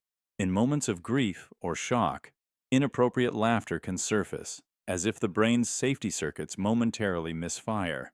That doesn't mean the person finds tragedy amusing. Rather, their neural circuitry scrambles, using laughter to stabilize overwhelming emotion. When a comedian transforms personal trauma into humor, the same principle applies. They retrain their brain to reframe painful memories as punchlines, weakening the old pain pathways and forging new, empowering ones. Through repetition, the brain learns that recalling hardship can trigger relief instead of anguish. Ultimately, laughter is more than spontaneous delight. It is an adaptive tool, a programmed response your brain deploys to manage fear, stress, and social uncertainty. Recognizing laughter's hidden mechanics allows you to see it not always as carefree joy, but sometimes as a shield, a practiced, automatic rewiring that helps you cope when life's discomfort presses too hard. Imagine slipping beneath a veil each night, vanishing into a hidden universe where time stretches like taffy, bodies dissolve, and logic twists into absurdity. In that realm, physics unravels. You swim through clouds, converse with animals, and walk through walls without question. Science tells us sleep is not an empty void, but a portal where consciousness shifts through stages: light, sleep, deep waves, and REM, where our minds conjure vivid worlds. During REM, neurons dance in frenzied patterns similar to wakeful activity while your body lies still. In dreams, milliseconds of real time can unfold as hours or days in your mind's theater. EEG and fMRI studies reveal that memory consolidation, emotional processing, and creative problem-solving occur as you roam these surreal landscapes. Imagine solving a puzzle in dreams. then awakening with the answer. Your hippocampus sifts through experiences, weaving fragments into narratives that let you rehearse threats or triumphs in safety. Lucid dreamers awaken within their own dreams, bending reality at will, flying above cities, speaking with echoes of loved ones, or rewriting regrets. This realm vanishes at sunrise, leaving only fragments of recollection. Cognitive scientists suggest these nightly odysseys forge emotional resilience, strengthen synapses, and spark creativity. When you return, fragments linger, a smell, a phrase, a sensation so real it tugs your heart. These remnants influence mood, decision-making, and artistic sparks. Sleep is the portal where your brain remaps reality, integrating every experience into the mosaic of you. So tonight, as you surrender to darkness, remember, your consciousness embarks on an odyssey beyond comprehension, unquestioned, unobserved, yet vital to everything you are. Imagine stepping into a room so spotless it glows under bright lights. Instantly, your mind relaxes. You trust this place before you know why. Cleanliness isn't just visual, it signals safety. Our ancestors used cleanliness to avoid disease. In ancient camps, tidy spaces meant fewer infections. Today, MRI scans show viewing sanitized surfaces activates reward centers and calms fear circuits. A gleaming countertop whispers, "No danger here." In hospitals, sterile corridors and scrubbed floors aren't for show. Surgical theaters use antiseptic drapes and UV light against invisible killers, bacteria, viruses, fungi. Studies show doctors washing hands before contact cut infections by half. The pristine environment comforts patient and caregiver, forging trust without words. Diners judge chefs by hygienic signals, spotless utensils, and polished counters. A 2018 study found identical meals rated better when kitchens appeared cleaner. Visual purity equated to perceived food safety. Supermarkets reinforce bias. Products labeled sterile feel safer despite minimal checks. Clean packaging stands in for trust, masking hidden hazards. Psychologist Brian Wansink found eating from pristine white plates led people to eat less, believing their setting encouraged healthy choices. Clean surroundings steer behavior toward order, yet this bias deceives. During outbreaks, businesses cleaning with water alone enticed customers who ignored real microbial threats. Marketers slap 100% germ-free labels on packaging to project safety despite inconsistent sanitation. At home, we scrub counters convinced we conquer unseen foes.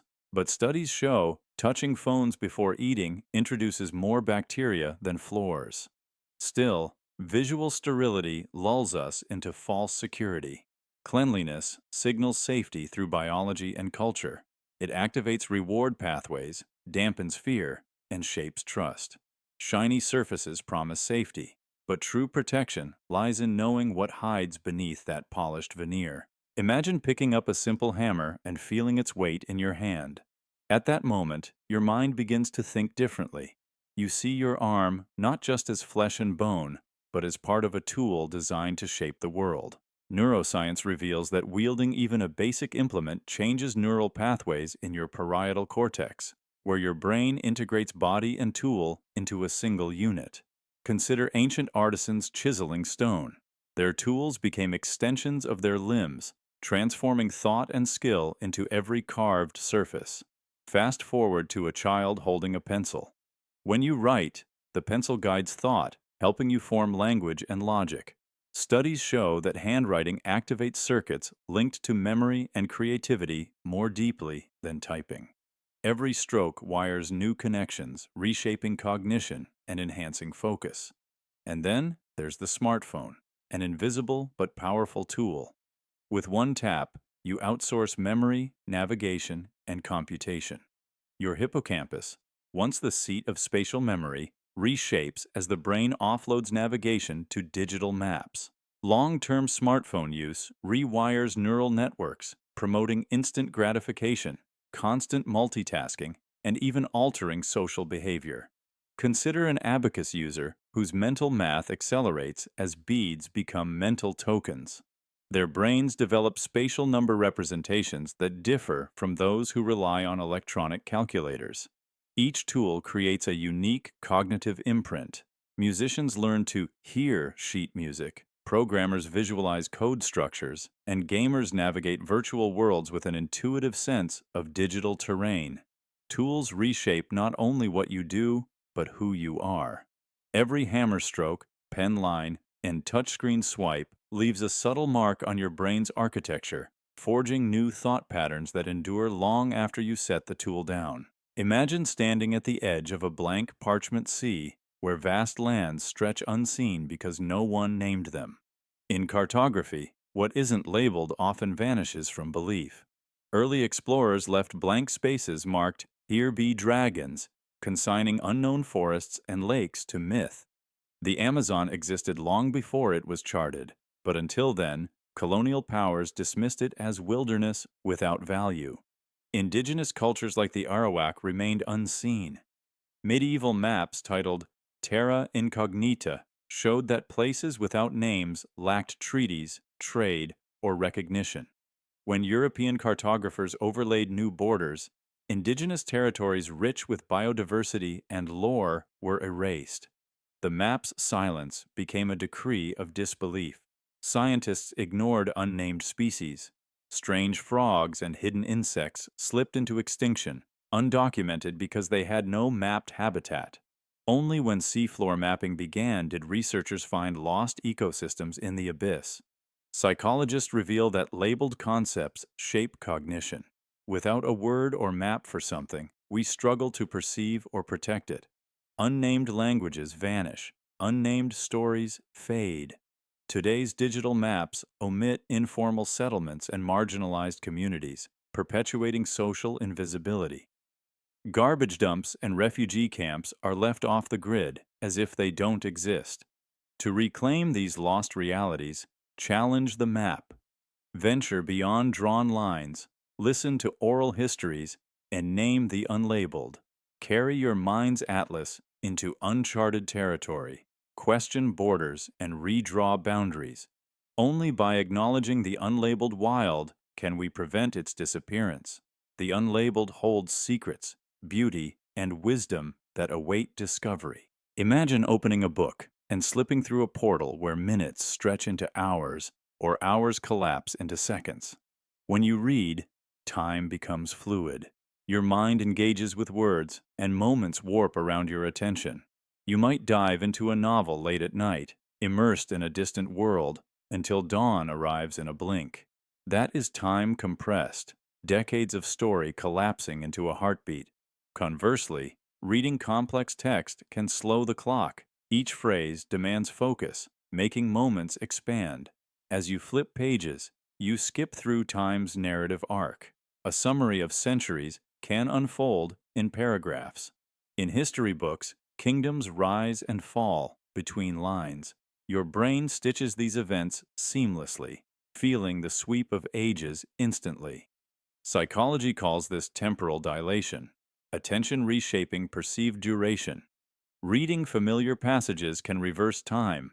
Revisiting a poem or memoir can bring childhood memories alive, and neural pathways replay emotions you thought were gone. Poetry, too, warps time. A haiku's brevity dances between breath and silence, echoing moments that linger. Fictional worlds invite you to live alternate realities, futuristic cities, alien landscapes, ancient kingdoms. Neural circuits simulate these realms, and clocks become suggestions, not laws. In virtual reality experiments, readers report losing track of minutes as they wander digital realms that feel tangibly real. Your brain uses language to build a vivid model of events. It binds characters, settings, and plots into experience. That mental simulation bends time's arrow. Minutes vanish, centuries compress, memories loop. When you read, you don't just pass through time, you reshape it. Imagine walking into a room expecting to see your friend's face, and before your eyes register a smile, your mind has already painted it. Your brain isn't a passive receiver. It's a prediction machine, constantly guessing what's next to gain control. Neuroscientists call this predictive coding. The cortex predicts incoming sensory input, updating only when reality disagrees. Every moment, your brain creates hypotheses to minimize surprises. When you sip coffee, it anticipates warmth and taste before the liquid crosses your lips. In experiments, participants report seeing expected words in noisy sentences because their minds filled gaps before hearing each syllable. This predictive drive is so strong that visual illusions emerge. Hearing footsteps can make you glimpse a figure before its outline truly forms. Walking in the dark, you mentally map familiar layouts, stepping where you think the floor should be. This strategy kept ancestors alive by predicting threats. Yet dreams exploit these assumptions. Phantom dangers, imagined landscapes, or conversations you never had when predictions run wild. Prediction also underlies empathy. You simulate someone else's feelings, anticipating their reactions. In social interactions, your mind predicts gestures and tone so you respond smoothly. But when predictions err, like misreading a neutral expression as anger, you face confusion or conflict. Acknowledging prediction's role helps you see biases. Expectations can make you see stereotypes that aren't there. To reclaim control, practice mindful awareness. Notice when your mind assumes rather than observes. Pause before reacting and let real input override false predictions. In doing so, you free yourself from the echoes of expectation and witness the world as it truly is, not just as your brain predicts. Imagine waking before dawn to light a candle and utter the same words each morning. The world aligns. Order emerges from routine. Rituals rewrite reality, turning chaos into meaning and chance into fate. Anthropologists see cave paintings and dances as rituals. Prehistoric humans, facing unpredictable weather and hunger, performed consistent acts, painting symbols or chanting prayers, to impose structure on randomness. Even if rains fell by chance, ritual gave control, linking result to intention. Psychology calls this cognitive bias. Ritual actions activate neural circuits tying cause to effect. The brain craves narrative. When a baseball player taps his bat before swinging, his mind sharpens. Probability feels guided. Athletes following pre-game routines report more confidence and less anxiety, even if performance stays the same. Ritual reshapes perception, making success feel earned and failure destined. Consider a Hindu puja, offering flowers and chanting to influence cosmic order. Neuroscience finds rituals stimulate reward pathways, releasing dopamine and reinforcing belief. The act turns uncertainty into a personal story where meaning arises. In daily life, rituals, morning coffee from a favorite mug, walking a set path, anchor identity and reduce anxiety. When chance disrupts habits, unease follows because familiar rituals vanish. Ceremonies like graduation convert milestones into shared narratives. Donning an ancient gown ties achievement to lineage, transforming random study into destiny. Language rituals, affirmations, journaling, rewrite thought. Repetition rewires neural pathways. Randomness becomes narrative. Memory edits itself, recalling events as if rituals guided them, reinforcing fate. Rituals are mental scaffolding. They make the unpredictable world a canvas of meaning. Chaos doesn't vanish, it lurks behind routine. Chance remains, but ritual casts it as fate. By embedding practices, we rewrite reality. Ritual becomes the ink scripting our lives. Imagine standing in a crowded room and feeling an invisible force guiding your every move. Your posture straightens, your smile softens, and your words match the unspoken story others have already written for you. Neuroscience reveals that our brains are wired to interpret social expectations through mirror neurons and predictive coding.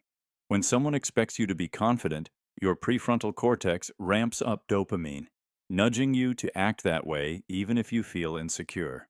In experiments, students told a teacher they were gifted, performed better, not because of innate talent, but because the teacher's expectations changed how they were treated. Subtle cues in tone, eye contact, and encouragement rewired their confidence. Consider the athlete perceived as a star. Coaches praise their every move, teammates defer to them, and in response, their motor cortex fire patterns mirror that belief, improving performance. Conversely, a shy child labeled quiet may find their voice shrinking further. The amygdala responds to perceived social threat, heightening anxiety and reinforcing the silent role. Even without a single word, our brain picks up on facial expressions, body language, and tone of voice, aligning our behavior to fit that mental script. Over time, these invisible scripts become neural pathways that feel like who we are, trapping us in roles we never consciously chose.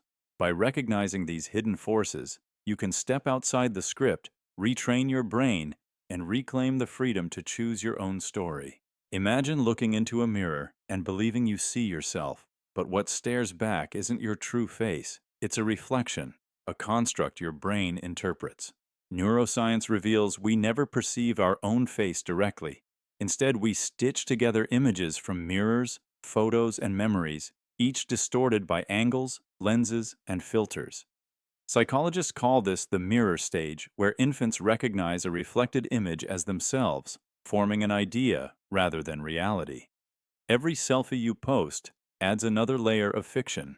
Camera lenses warp proportions, lighting obscures contours, and apps smooth skin. That filtered face becomes your public self, a collective projection shaped by cultural norms and algorithms. Even memories of loved ones influence how you remember your own features. A parent's description or a friend's comment can shift your mental portrait. Studies show seeing unfamiliar faces can alter our self-image overnight. Your brain merges these external snapshots until your true visage dissolves behind assembled impressions. There is no direct window to your own face, only mediated echoes. To glimpse authenticity, close your eyes and reconstruct your sense of self from feeling, not sight. Recall the warmth of skin, the shape of a smile felt from within. Practice mirrorless mindfulness by focusing on proprioception rather than reflection, sensing the space your face occupies rather than scrutinizing its contours. In a world obsessed with capturing every angle, remember that your true face lives in unseen dimensions, an inner landscape shaped by perception, not pixels. Each time you discard a mirror, you strip away a layer of projected identity to approach pure truth. Imagine a world where chaos hums beneath the surface, a hidden order woven into every crackle of static. White noise often seems random, a hiss of endless frequencies, but within that there is structured chaos. Think of a rainforest. Birds call, leaves rustle, insects buzz. It feels chaotic. Yet ecologists record rhythms, chirp patterns, wind gust fluctuations, insect pulses, all interlaced. Your brain can't decode each beat, but senses patterns. White noise is similar. It comprises equal power across frequencies, a continuum of sound waves blending into hiss. Yet acousticians know it isn't randomness. Turbulent flows, ocean wave collisions, and cosmic microwave background radiation produce white noise, ipchuases. Each source embeds subtle correlations, patterns born from physics. Although your mind cannot parse these microfluctuations, your nervous system responds. Sleep studies show white noise stabilizes brainwaves. Musicians sample white noise to craft unique textures, filtering bands to reveal hidden rhythms. Sound engineers use it to design lifelike storms or crowds. Radio astronomers sift cosmic noise to uncover pulsars. In static lie periodic signals, the heartbeats of neutron stars. Without analysis, they vanish in the hiss. Mathematicians apply Fourier transforms to reveal spectral order, unlocking secrets like star rotations and gravitational waves. Next time you close your eyes to a white noise track, remember you aren't hearing emptiness. You're immersing in structured chaos, an orchestra of hidden rhythms. White noise isn't random. It's a tapestry of patterns your brain can't consciously untangle, but your body feels. Noise is hidden order, a symphony beneath every hiss and hum. Imagine you're faced with a poignant moment, a friend's silent tears, the weight of unspoken sorrow in their eyes. Your instinct as an analytical mind is to solve, searching charts of behavior, filing emotions into neat categories. But in doing so, you miss the tremor in their breath, the unvoiced plea behind their silence. Intelligence offers answers, but insight demands presence. Psychologists call cognitive empathy an analysis of feelings, while effective empathy is feeling alongside. Intelligent people excel at cognitive mapping, decoding puzzles with precision, yet they often bypass emotional resonance. Studies show high IQ individuals can exhibit reduced brain activation for emotional awareness when reading social cues. They see data, not the delicate dance of nuance. Consider a skilled engineer who offers stress management tools, yet overlooks that a colleague simply seeks a listening ear, or a scholar who deciphers literary symbolism but misses the author's grief. Their minds chase patterns rather than pausing to absorb raw emotion. Neuroscience tells us insight emerges from holistic right hemisphere processing, blending context and feeling. Analytical thinking relies on left hemisphere networks to parse facts. When intelligence crowds out insight, the brain's predictive coding favors familiar schemas over subtle emotional data, blinding us to what doesn't fit our models. To cultivate insight, practice mindful awareness. Slow down, tune into bodily sensations, and let emotions surface before you intellectualize. Listen with curiosity, resisting the urge to respond. Honor silence as much as words. Over time, your brain learns to balance analysis with deeper attunement, revealing layers of meaning hidden beneath the surface.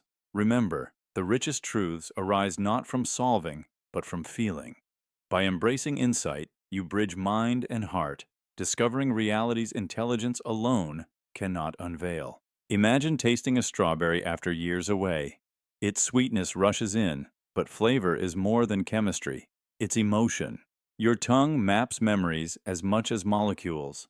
When molecules hit taste receptors, sweet, salty, sour, bitter, umami, they trigger signals in the gustatory cortex and limbic system, the brain's emotional core. The hippocampus ignites, unearthing memories. A sip of coffee transports you to grandmother's kitchen. A hint of cinnamon recalls holiday warmth. Recall Proust's Madeleine. A single bite unlocked vivid childhood memories. Neuroscience confirms taste signals bypass rational filters, directly stirring emotion. In experiments, tasting bitter chocolate instantly summoned recollections of scoldings or rewards. Taste shapes identity. That first sip of wine on vacation, the tang of spicy curry, they mark discovery. Our palate evolves. Foods adored as children can repulse adults.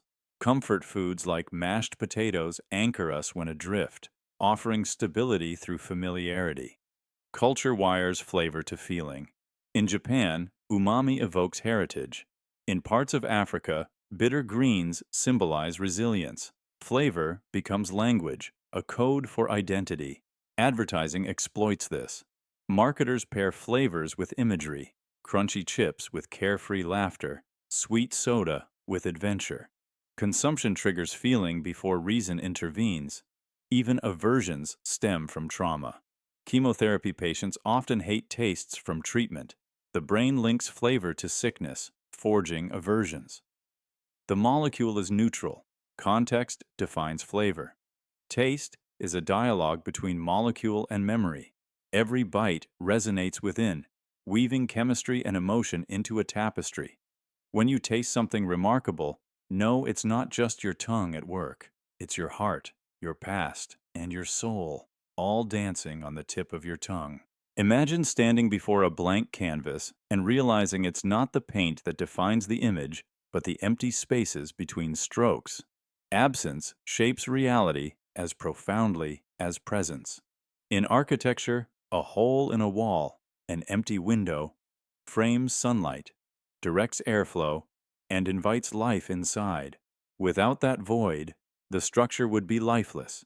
In music, silence is the heartbeat between notes. A pause can heighten tension.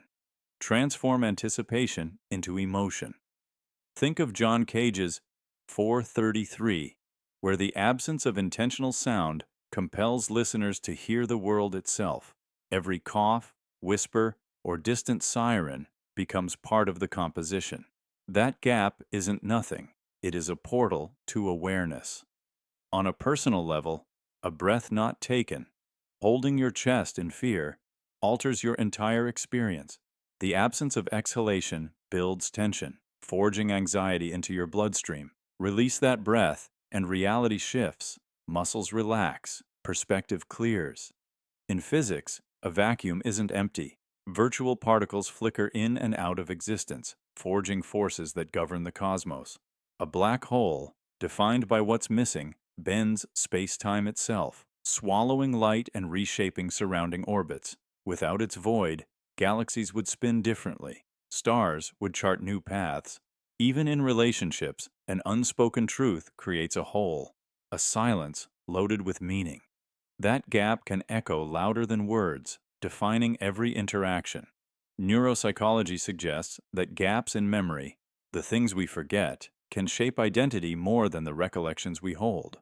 Those blank spaces guide our choices, drive us to fill the void with new stories. A hole is never mere emptiness. It is potential. It is a space where light, sound, breath, and possibility rush in to transform everything around it. Imagine standing before an ancient shape carved in stone, a mark that makes your pulse quicken. Symbols bypass conscious thought. They ignite emotion, unlock memory, and reshape belief more powerfully than spoken truth. Neuroscience shows that seeing a symbol, whether a cross, a hammer and sickle, or a corporate logo, activates the limbic system, triggering feelings before the conscious mind registers meaning. Consider how flags unite millions. A banner evokes pride or sorrow, even for those who never saw battle. Brands wield logos. A golden arch, a swoosh, a bitten apple spark desire, loyalty, and memory. Your first fries, the shoes you wore, the phone that connected you. These symbols compress complex experiences into a simple mark. Psychologists call this priming. A shape activates networks of related thoughts and emotions. Symbols also warp memory. When historians see empire eagles or swastikas, recollections of conflict flood back, altering recall. Symbols anchor abstract ideas into concrete forms. Through art, rituals, and architecture, symbols craft reality. They mark sacred spaces, define borders, and signal status.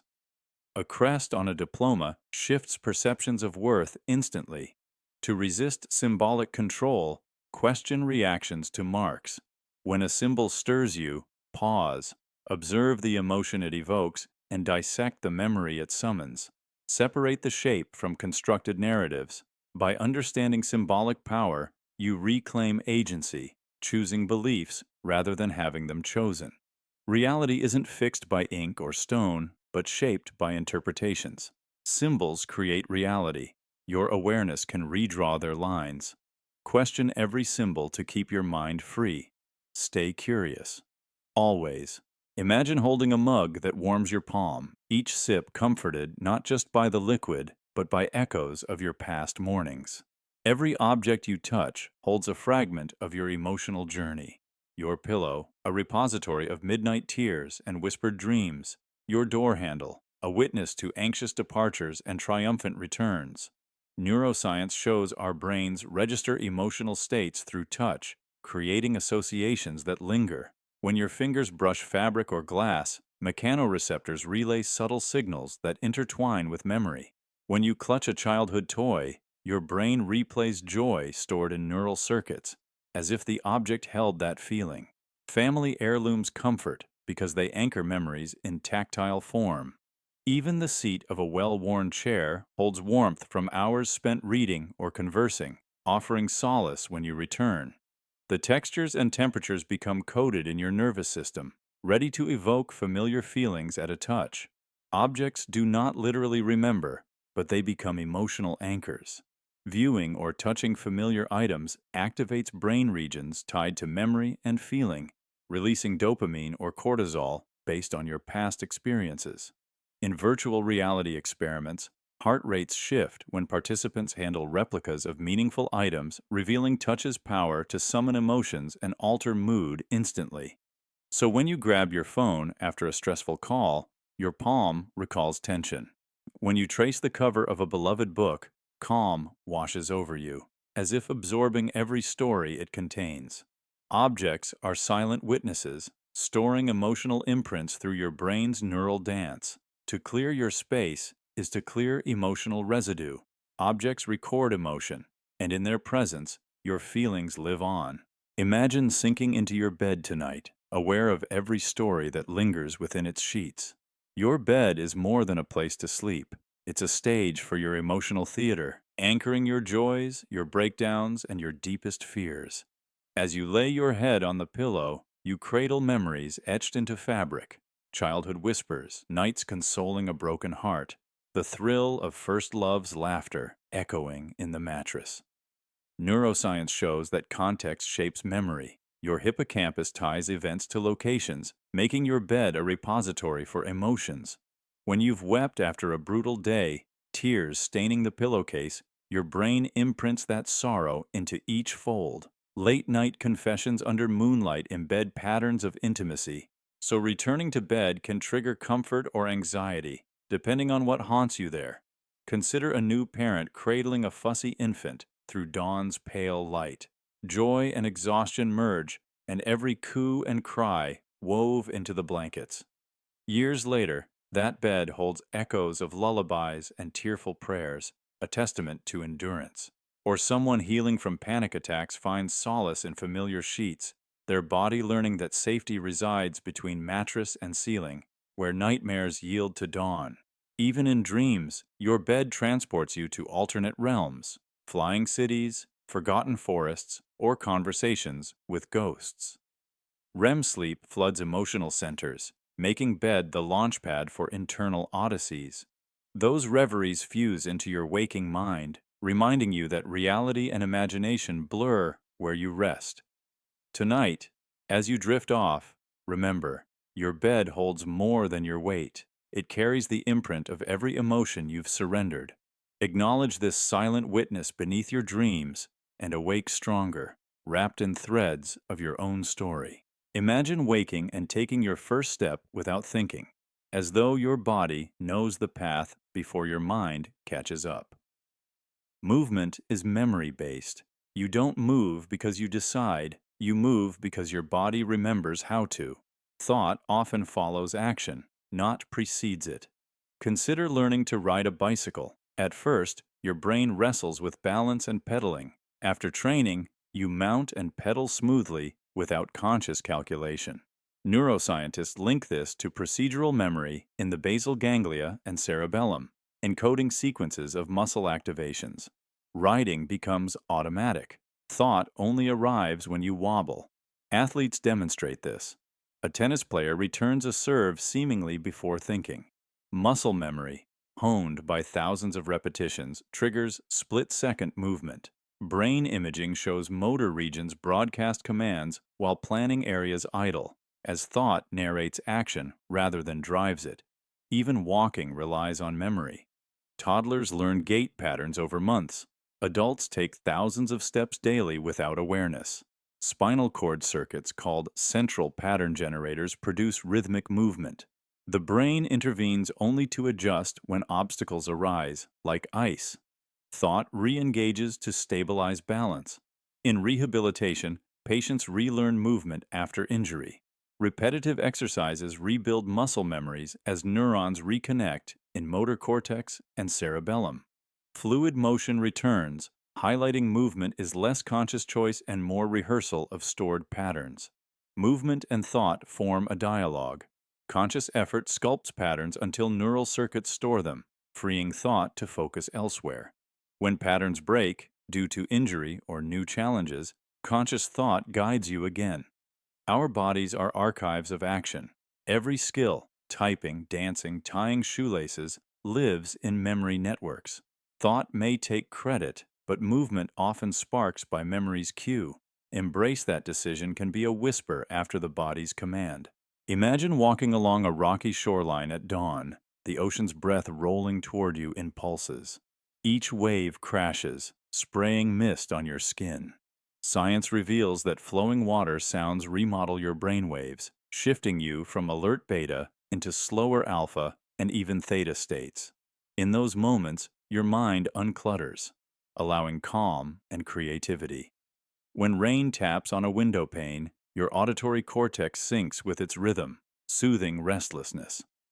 Picture standing by a mountain stream, watching water tumble over stones.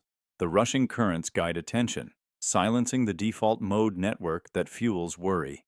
Researchers found that 5 minutes of natural water sounds boosts alpha wave activity by 20%, heightening insight and reducing anxiety.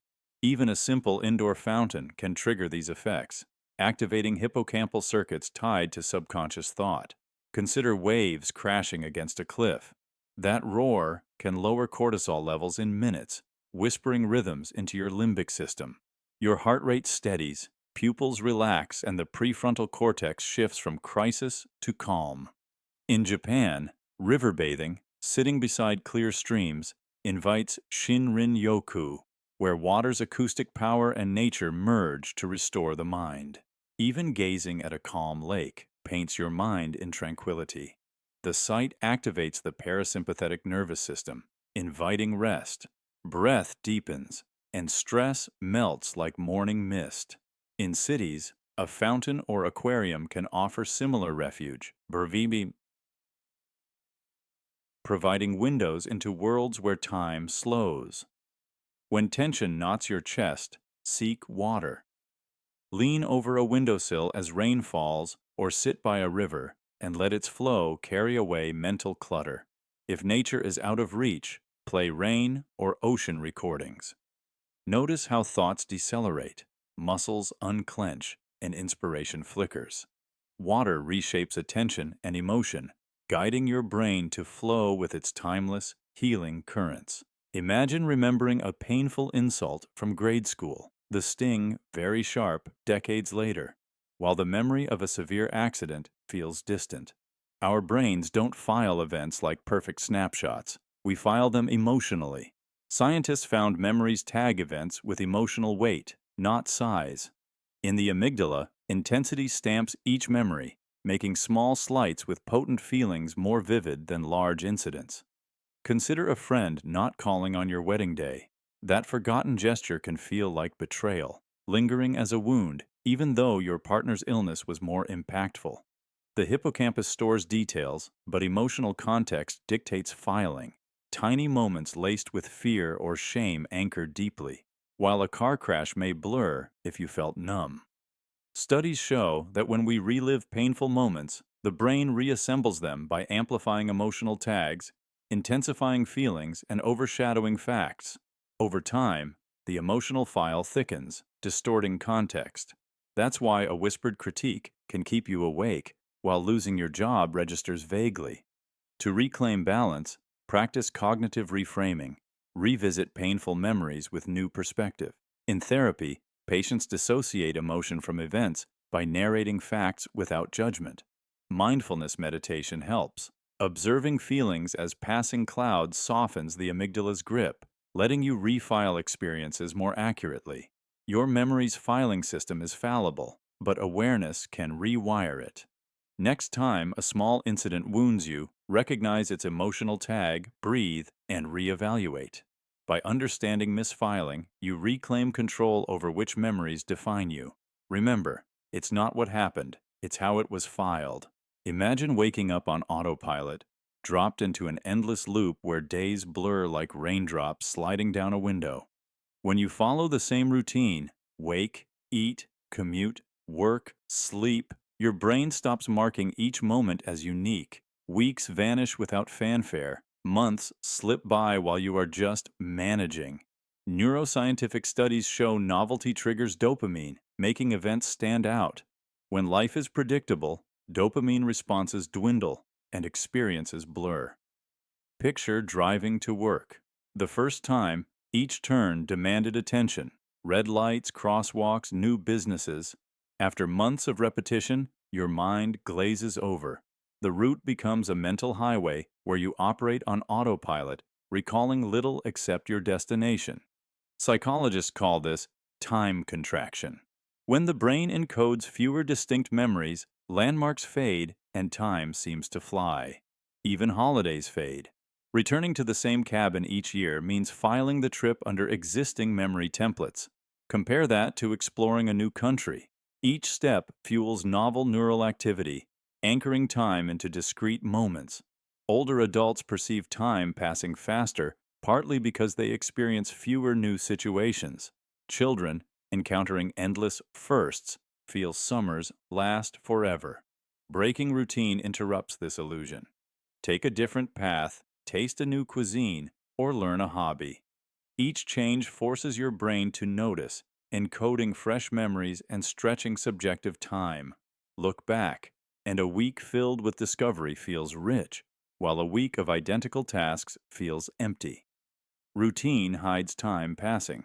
You hold the key, inject novelty, challenge habits, and reclaim days before they slip away. Imagine feeling a wave of sadness after a restless night, or inexplicably cheerful after a spicy meal. What feels like free emotion is often orchestrated by unseen chemical signals whispering how to feel.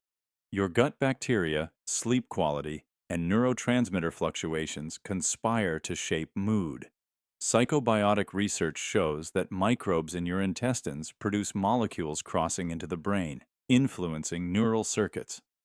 In one study, participants took probiotics and reported reduced anxiety and depression. Those bacteria created short-chain fatty acids that dampened inflammation and influenced gut serotonin. Over 90% of your body's serotonin is produced there. This chemical then signals your brain via the vagus nerve, whispering calm when chaos reigns. Sleep quality plays a parallel role. During deep slumber, your brain clears waste and restores neurotransmitter balance. Skimp on sleep, and cortisol, your stress hormone, spikes while dopamine and GABA levels waver. A single night of tossing and turning can leave you irritable, anxious, and unfocused because your brain's chemistry is off. Hidden hormonal pulses also influence emotion. Consider hormone-driven mood swings. Estrogen and progesterone fluctuations change GABA receptor sensitivity, affecting anxiety. During stress, the amygdala releases CRH, triggering cortisol and adrenaline surges that prime fight or flight.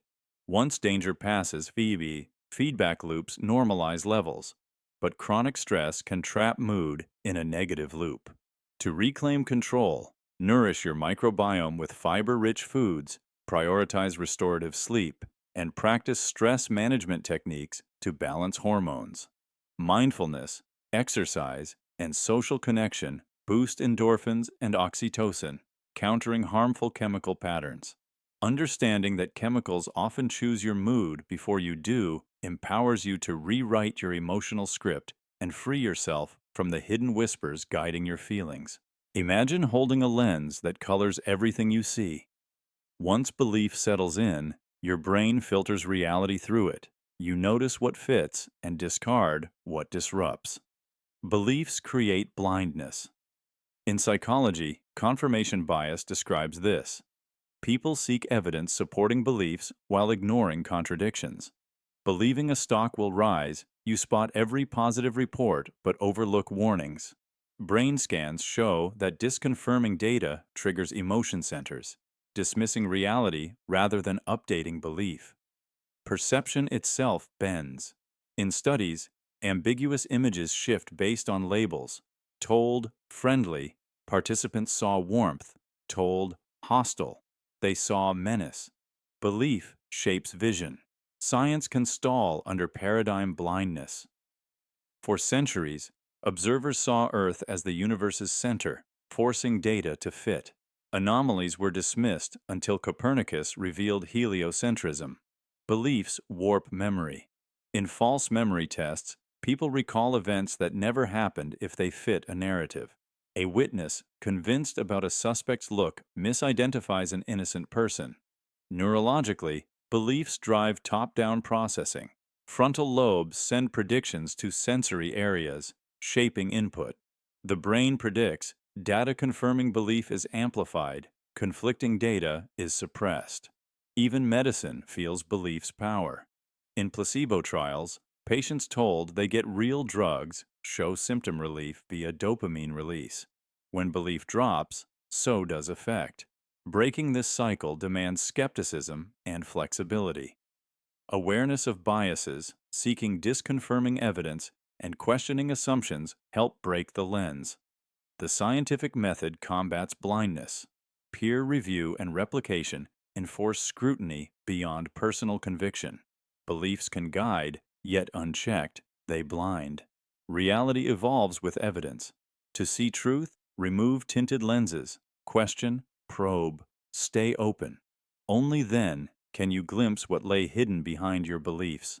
Imagine stepping into an empty room and suddenly feeling a weight settle over your chest, as if the walls remember something you cannot see. Neuroscience and psychology reveal that spaces absorb and reflect emotion through memory and sensory cues.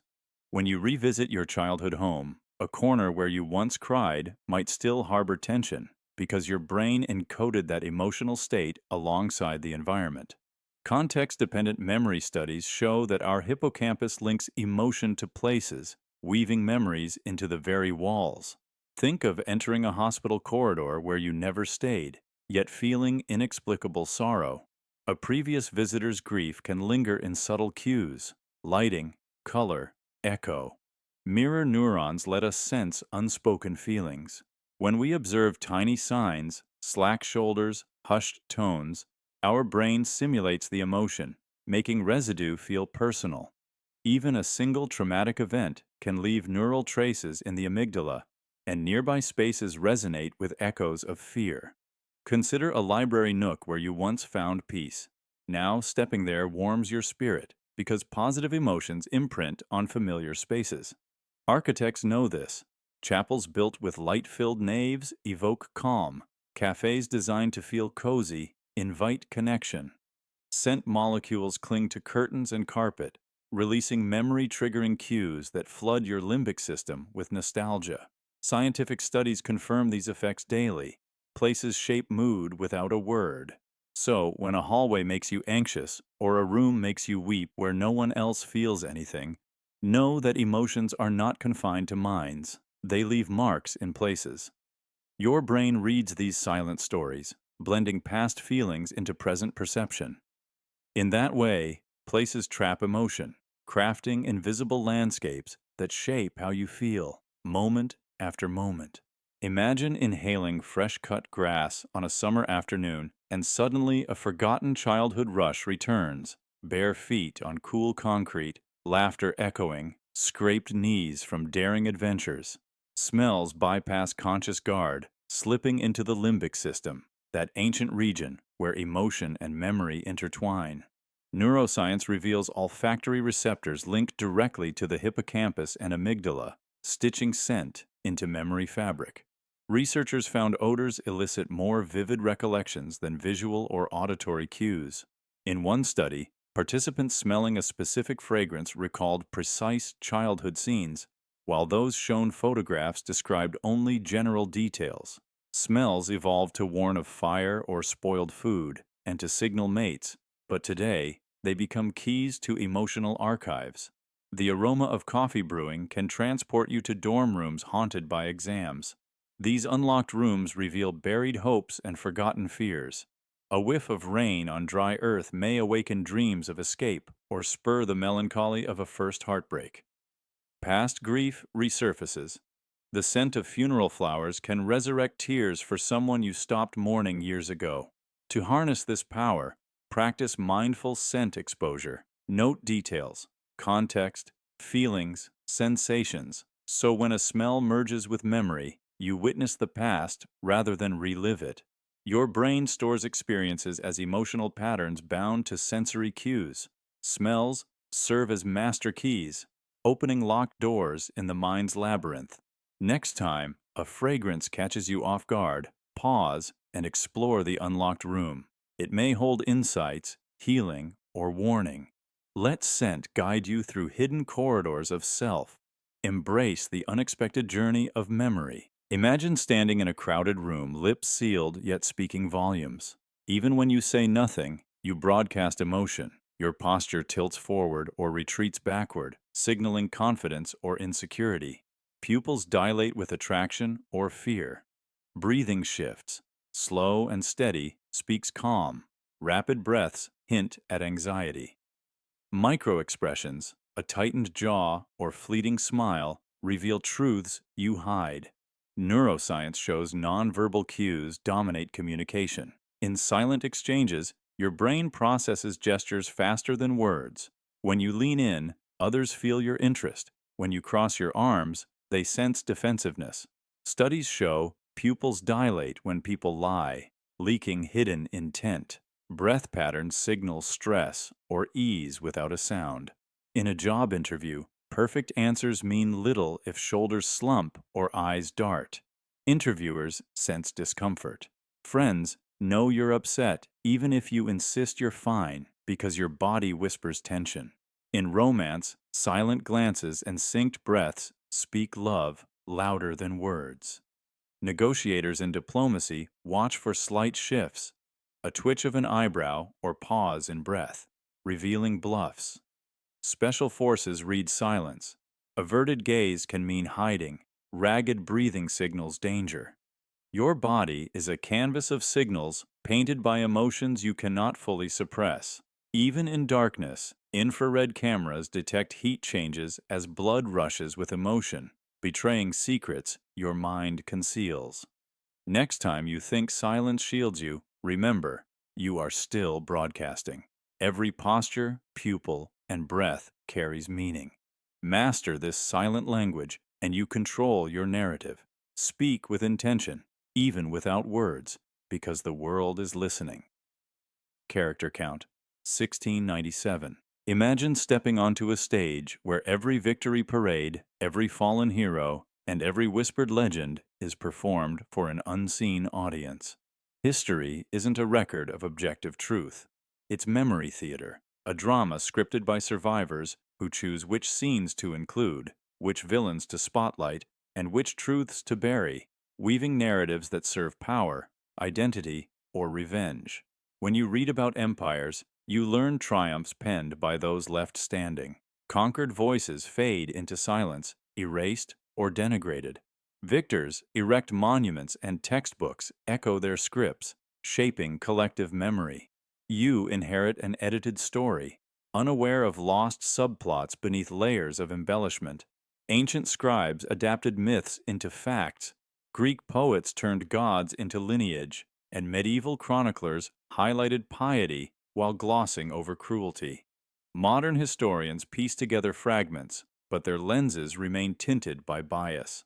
A single monk's account can define a king's legacy for centuries, yet his motives and blind spots go unchallenged. To glimpse raw history, seek multiple perspectives, letters from commoners, marginalized voices, or artifacts that contradict written narratives. Notice how colonial archives suppressed indigenous stories or how regimes rewrote education to legitimize their rule. Each museum exhibit, every national holiday, is a curated act reinforcing identity and power. Knowing history is memory theater grants freedom. Recognize that scripts were written by those who survived and question what's missing. Listen for silenced echoes and piece together a richer mosaic of the past. Embrace history not as fixed truth, but as an evolving performance. Your role is to witness, question, and help rewrite the script toward a more inclusive reality. Imagine seeing medicine in a pristine white box with sharp fonts and instantly believing it effective, as though cleanliness guarantees truth. Clean things. Feel true. Your brain equates polish with honesty and chaos with deception. Humans long sought clean water and tidy shelters to survive. A cluttered cave hinted at predators. A spotless stream signaled safety. Today, this wiring makes us trust sterile packaging and minimal design. Experiments show people rate identical products more reliable when shown in sleek layouts rather than messy ones. Clean aesthetics activate brain regions tied to trust. Chaotic visuals spark stress. Scans reveal that cluttered web pages light the amygdala, signaling unease, whereas minimalist interfaces calm anxiety and inflate credibility. In medicine, companies exploit this. Pills in blister packs with crisp typography appear more potent. One study found patients given placebo pills in glare-free, matte packaging reported stronger effects than those in handwritten bottles. Clean packaging amplifies placebo power, tricking body and mind. Restaurants use the same trick. Diners rate identical dishes higher on spotless white plates. Clean visuals prime trust in taste. Online, websites with uncluttered layouts build credibility. Users on sleek news sites are less likely to doubt information. Chaotic ads and mismatched colors trigger skepticism. Marketers use minimalist slides to signal reliability, regardless of substance. This bias misleads. During outbreaks, people chose produce in pristine labels, ignoring spoilage signs. Counterfeit gadgets in boxes trick buyers into thinking they're genuine. Clean design masks flaws, crafting a veneer of trust. To counteract, look beyond polish. Pause when pristine packaging or sleek interfaces lure you. Question substance. Cleanliness signals trust, not truth. Clean things. Feel true, but reality demands scrutiny. Don't let polished surfaces blind you. Seek hidden truths beneath the shine. Imagine standing in a room stripped of your memories. Empty shelves, bare floors, no trinkets to anchor your past. Liberation? Maybe. But science warns that decluttering can trigger crisis. Belongings are more than objects. They are memory markers woven into identity. Remove them too swiftly, and the brain loses anchors that tether self-definition. Neuropsychology shows kept items occupy neural circuits in the hippocampus, reinforcing personal narratives. Picture a woman who, in haste to move on, donates her mother's jewelry. Weeks later, she collapses under existential dread, unable to reconcile self without those tokens. Psychologists call this symbolic annihilation. The erasure of symbols equates to erasure of self-representation. Each photograph, book, or childhood toy holds a thread of memory. Removing them severs connections guiding decisions. In studies, participants forced to relinquish sentimental items reported spikes in anxiety and confusion. Decluttering disrupts spatial memory too. When home layouts change, the parietal cortex, which maps spatial and self-related cues, struggles to update. Simple tasks become stumbling blocks. Keys, once hung near photographs, vanish, and emptiness magnifies stress. That dissonance triggers the hypothalamic pituitary adrenal axis, spiking cortisol and deepening emotional turmoil. Yet change is possible with mindful intention. Instead of blitzing everything at once, embrace narrative decluttering. Reflect on each item's story before release. Research shows journaling memories tied to possessions fosters smoother identity adaptation. Honor each object with gratitude, mentally preserving its imprint before letting it go. When overwhelmed, pause and ask, which items define my story? Keep those that resonate, release the rest gradually. Allow your mind to adjust. Let identity evolve intentionally. Through this gentle process, decluttering becomes not erasure, but conscious reweaving of self. Imagine sitting in a sunlit room, reading a letter that announces your dream job, heart swelling alive. You expect unbridled elation, yet days later, doubt creeps in. You question if you deserve this. Your brain limits joy to protect you. Too much happiness feels unsafe, so you self-sabotage to return to balance. Neuroscientists call this hedonic adaptation and the emotional set point. The nucleus accumbens, central to reward processing, gradually downregulates dopamine receptors, dulling peaks. Consider lottery winners. They describe bliss, but often slip into depression. Their brain adjusts until the thrill fades. In relationships, new love floods oxytocin and dopamine, creating a honeymoon intensity. After months, those peaks flatten. and partners unconsciously reignite conflicts to recapture lost high. Psychologists call this the effective forecasting error. You misjudge how long joy lasts, then provoke minor crises to feel real. You might dwell on flaws, questioning your partner's love or obsessing over work. These mental gambits temper joy, restoring equilibrium. To push past this ceiling, acknowledge the brain's bias toward stability. Cultivate gratitude by listing small wins daily, activating reward pathways without overstimulation. Practice savoring. Slow down. Relish moments. Notice colors, sounds, textures. Mindfulness meditation rewires circuits, increasing prefrontal regulation over the limbic system, extending positive emotion. Remember, your brain's emotional thermostat protects you, but awareness can adjust the dial.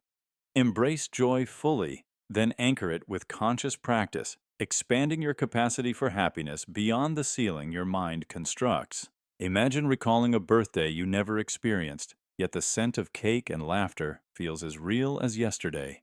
Some memories aren't yours. Your mind collects fragments from stories, dreams, and loved ones, weaving false recollections that feel authentic. Neuroscience calls this source monitoring error. When your brain stores memories, it tags origins, but with repetition, tags blur. You hear a grandmother's tale, and neurons fire as if you lived it. Studies show reading vivid narratives can make people believe they lived those events. In one experiment, participants read a childhood story. Weeks later, many claimed it as their own.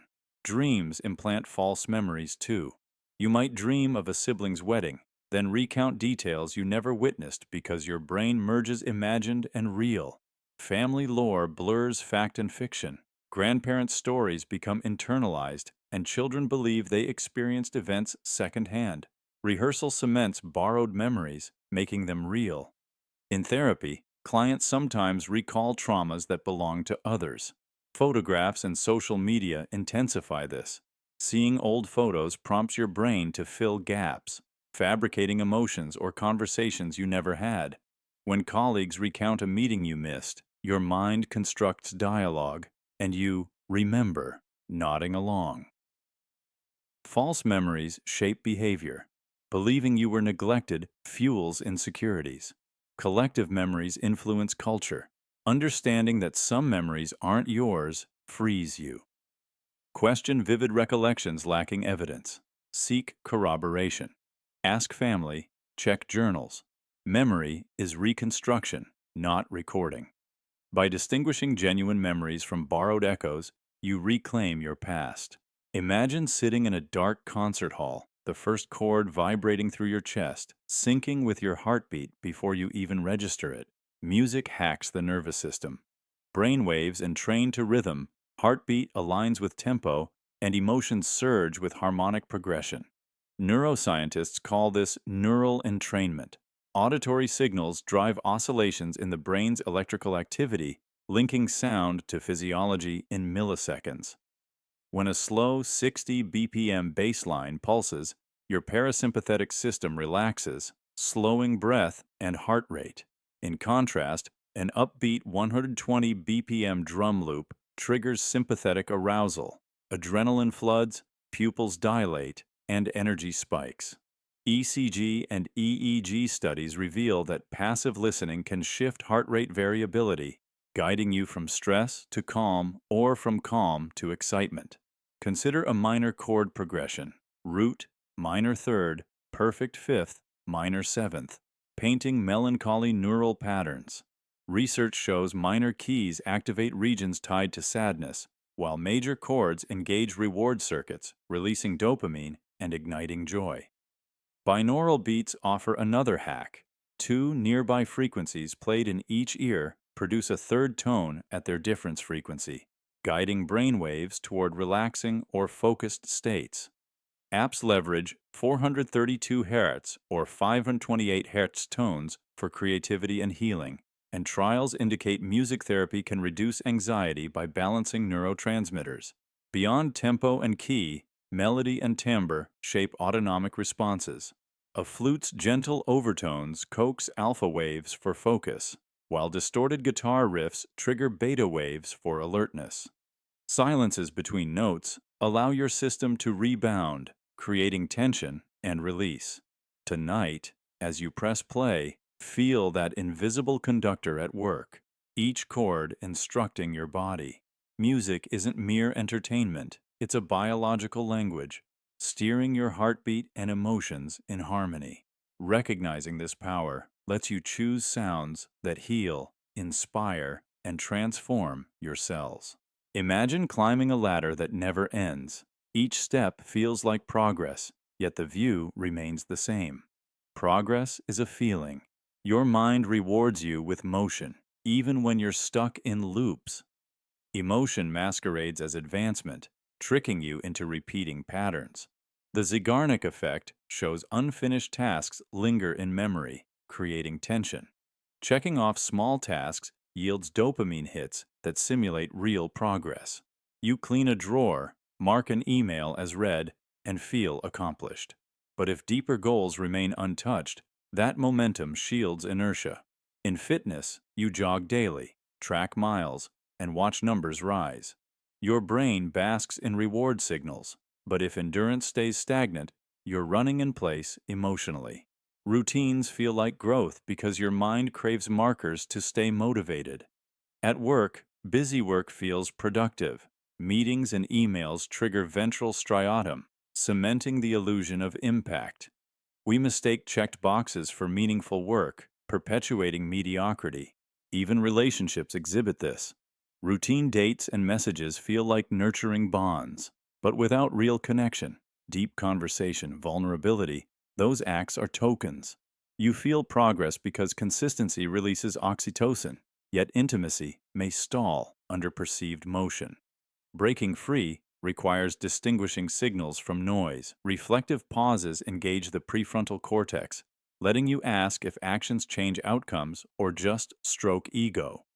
Real progress demands feedback loops, measurable improvement, honest appraisal, adaptation. True growth feels uncomfortable. Learning a skill, coding, language, art, initially triggers error detection circuits, causing frustration before mastery. Discomfort precedes real progress, not fleeting satisfaction from trivial wins. Embrace discomfort over momentum. Seek objective metrics. Are you smarter, faster, more resilient? If not, warm fuzzies are momentum masquerading as progress. Progress is a feeling, not a guarantee. Imagine narrowly escaping a car that swerved inches from your side. Later, you learn a pedestrian was struck where you might have been. At that moment, someone else's life ended in your place. Statistics show that millions of people brush with death without realizing it. A misdiagnosed heart condition, a falling object that grazed a stranger instead of you, even complications at birth where one neonate survives and another does not. Your existence is the sum of countless near misses and chance exchanges of fate. Neuroscience tells us that each brush with mortality leaves subtle echoes in the brain. The amygdala stores a grain of fear long after you've moved on, shaping how you perceive risk and safety. Survivors of accidents often report an inexplicable gratitude, as though they carry unspoken debts to the souls who perished instead. Imagine standing on a ski slope when an avalanche rumbles down. Years later, you learn that it swept past a group of hikers just beyond your line. Their absence is your presence. Their final heartbeat became your ongoing pulse. Every day, your heart beats billions of times, but at critical junctures, broken bone that mended without shattering an artery, a medication that worked in time, oxygen that reached your lungs when it could have failed, someone else paid the price. Epidemiological studies reveal that for every death, there are countless survivors whose chance of survival hinged on infinitesimal shifts. A sneeze that delayed someone stepping in front of a bus, a doctor running late to the ER. You carry their lost possibilities in your DNA, their unfinished stories woven into the fabric of your life. So when you feel invincible or simply forget your fragility, remember, you've already died once. You exist because fate chose a different path for you, a path that ended someone else's story. That knowledge reshapes how you live. Every breath becomes a silent tribute. Every heartbeat a reminder that life persists only because another life surrendered its final moment in your stead. Imagine standing across from someone who says, "I'm fine," while their eyes glisten with unshed tears. Those three simple words carry hidden storms. Linguists call such minimal phrases pragmatic hedges, masks that conceal entire labyrinths of emotion. When you hear, "maybe later," you sense polite refusal, but beneath it lies a calculus of fear, guilt, or exhaustion. Even a curt "okay" can echo months of resentment. Psychologists reveal that simple words activate complex networks in the brain. The prefrontal cortex deciphers literal meaning, while the amygdala searches for emotional subtext. In one study, participants forced to say, "I'm fine," while recalling personal tragedies showed increased heart rates and stress hormones, proving that simplicity masks turmoil. Non-committal phrases like "we'll see" stall relationships, leaving partners adrift in uncertainty. A flat "I'm busy" shuts down dialogue, concealing exhaustion, anxiety, or mistrust. In emails, the corporate "per my last email" carries passive-aggressive charge, igniting conflict. These minimalist statements trigger the mind to fill gaps with worst-case scenarios, amplifying anxiety. To break free, practice precise communication. Replace "I'm fine" with honest reflection, such as, "I'm overwhelmed and need support." Swap "maybe later" for clear timelines. "I can discuss this tomorrow at 3. By naming hidden storms rather than masking them, you dismantle the power of simplicity, creating space for authentic connection and understanding. Imagine your heart racing under a deadline, and suddenly the world feels tiny, colors dim, seconds warp, and your mind narrows to escape. When anxiety seizes you, reality compresses. Stress floods your amygdala with cortisol, prioritizing threats. Under duress, people recall fewer surroundings. Time seems to race away. Picture crossing a rickety bridge in a storm. Wind roars, chest tightens. Your brain blurs peripherals, focusing only on the shifting plank beneath. Colors fade. The forest becomes static. Each heartbeat echoes like a drum, yet minutes slip like fragments.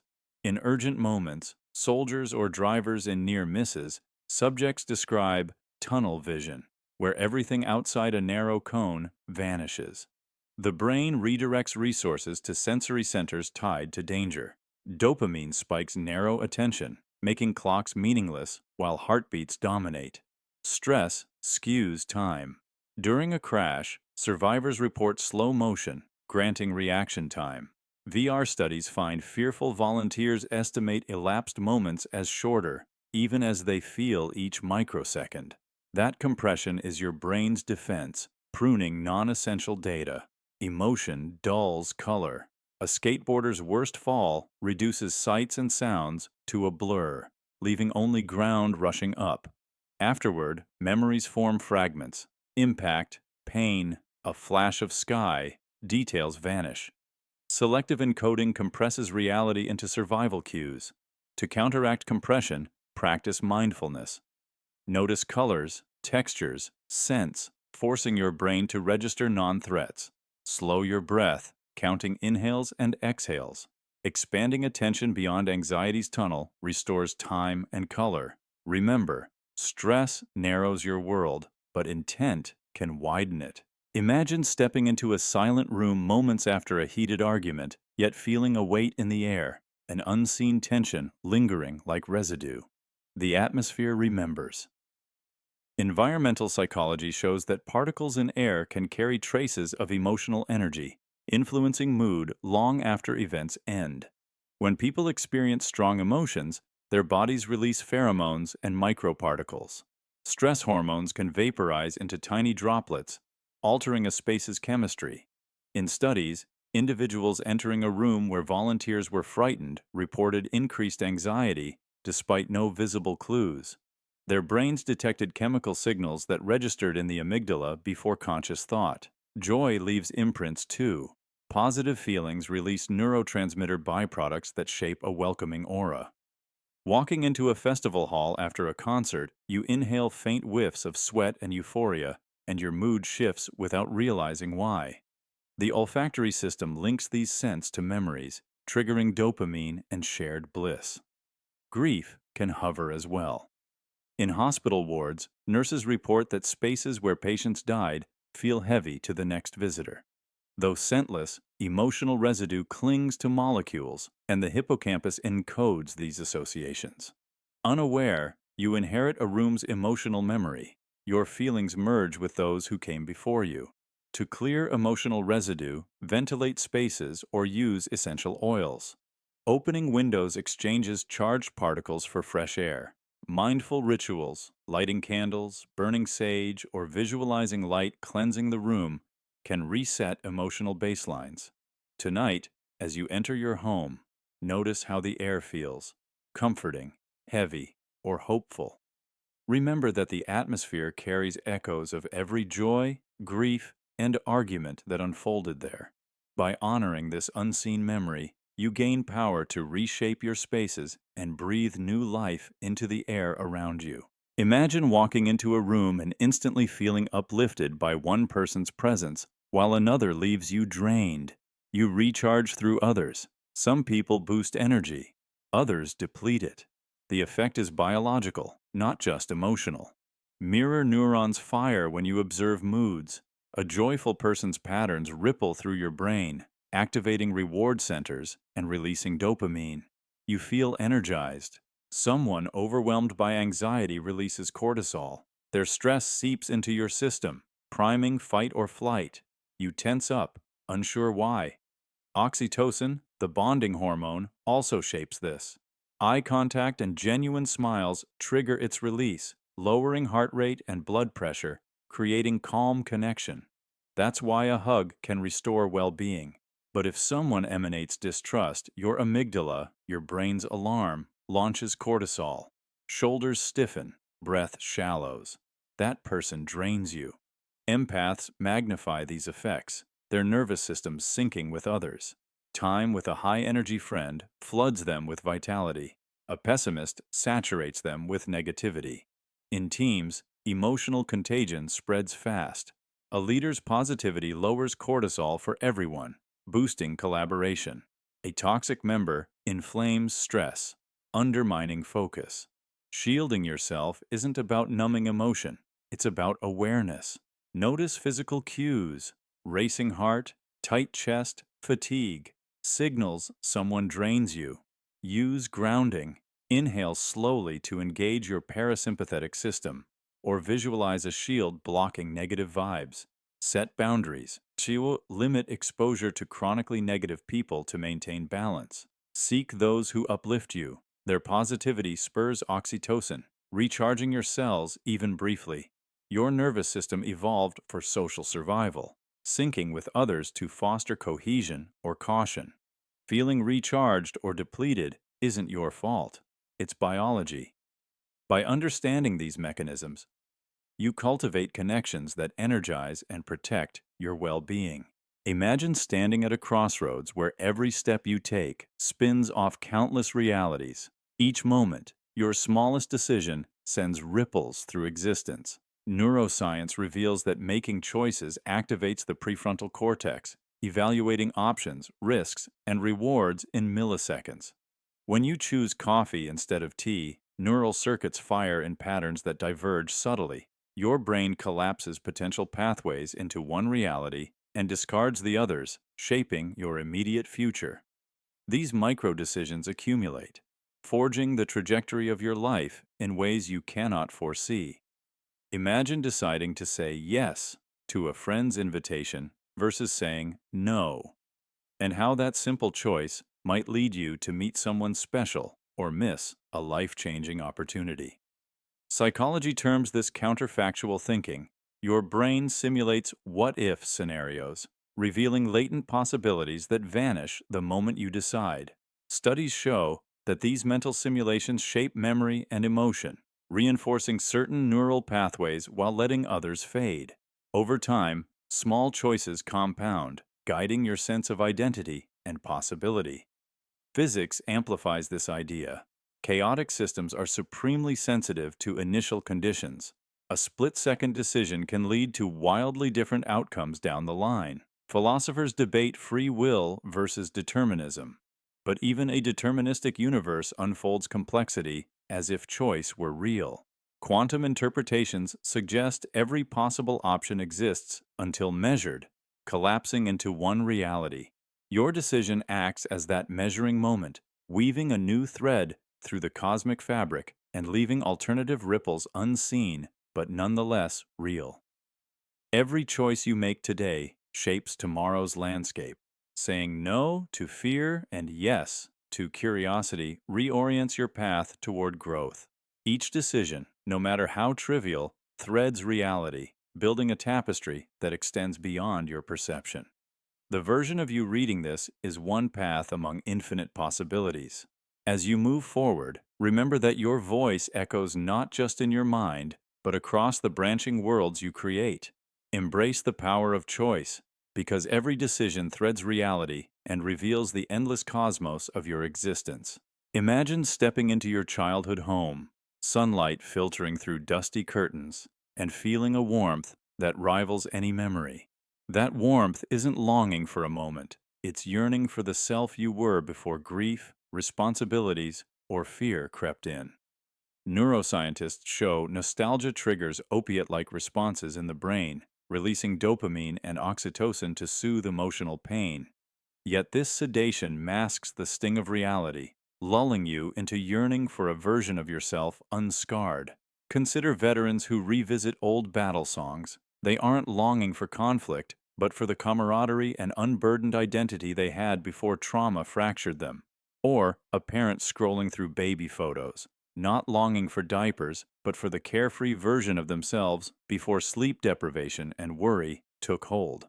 Psychology calls this self-concept nostalgia, a desire to reconnect with an idealized self before adversity rewrote your story. But nostalgia's sedative can trap you. By dwelling on who you were, you sidestep growth and the challenges that build resilience. To harness nostalgia healthily, use it as a guide, not refuge. When nostalgia awakens that yearning, acknowledge the loss, but also recognize how far you've come. Practice gratitude for lessons learned and cultivate new joys that align with your current self. Remember, nostalgia isn't a window to the past, but a mirror reflecting unmet emotional needs.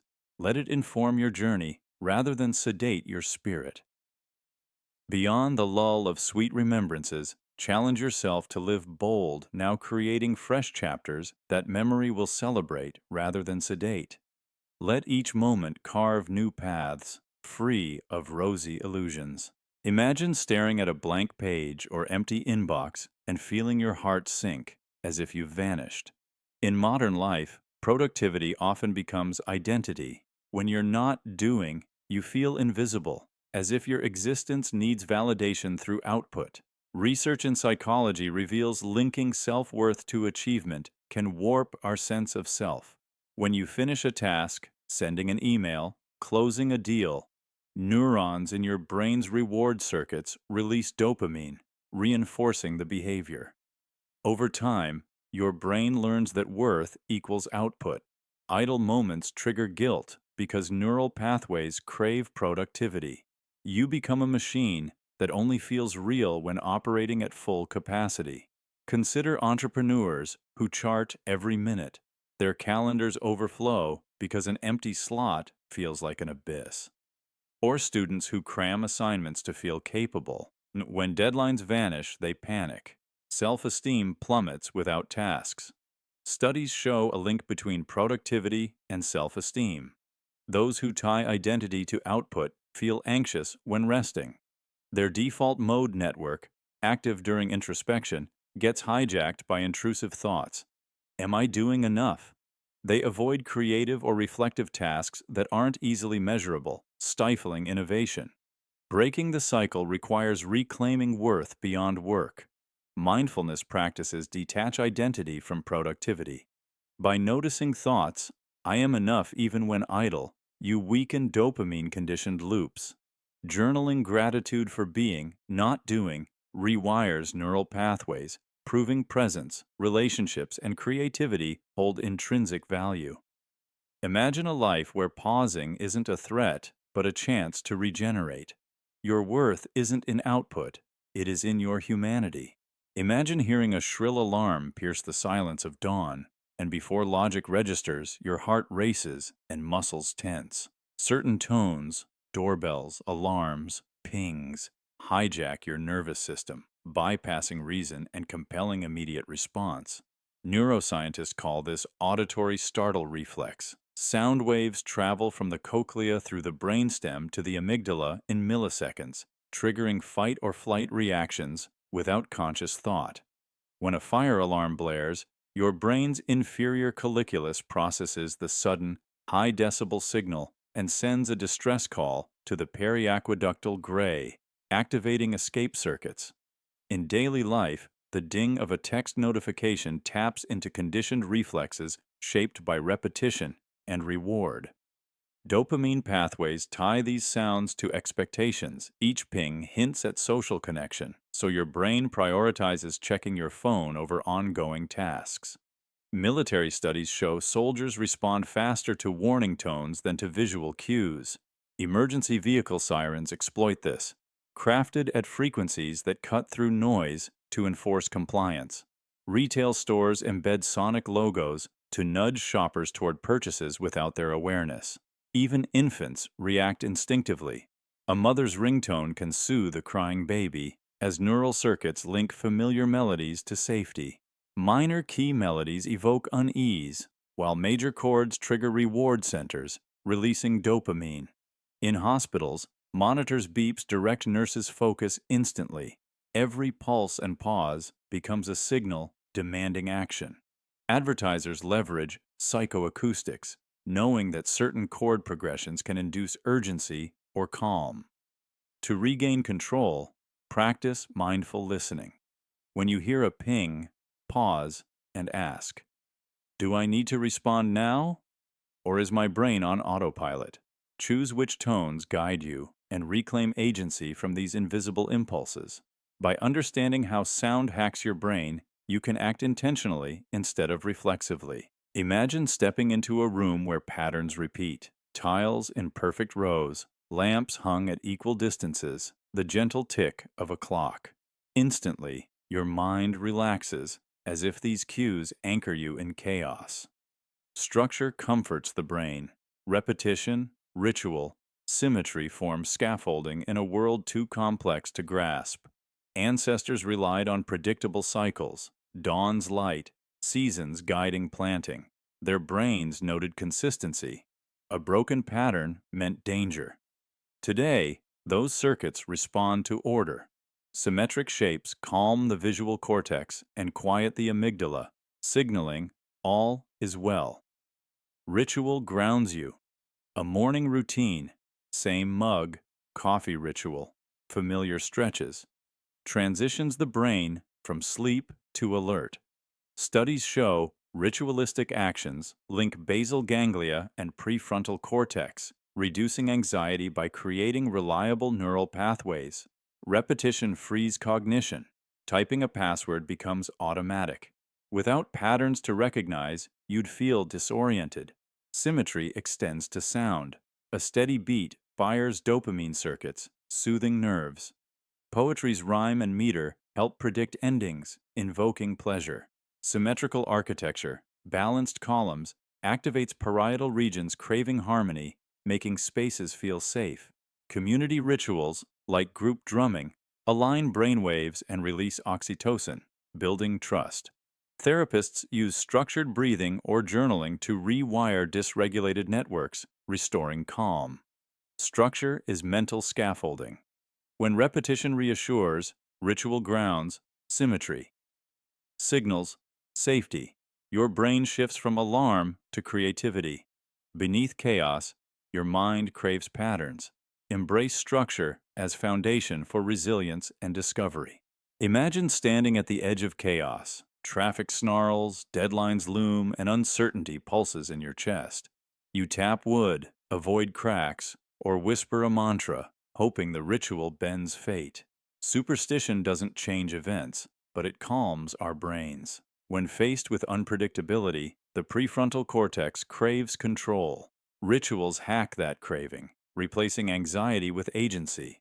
Studies show that athletes who follow precise routines perform more consistently, not because the routine alters physics, but because it quiets neural circuits tied to stress.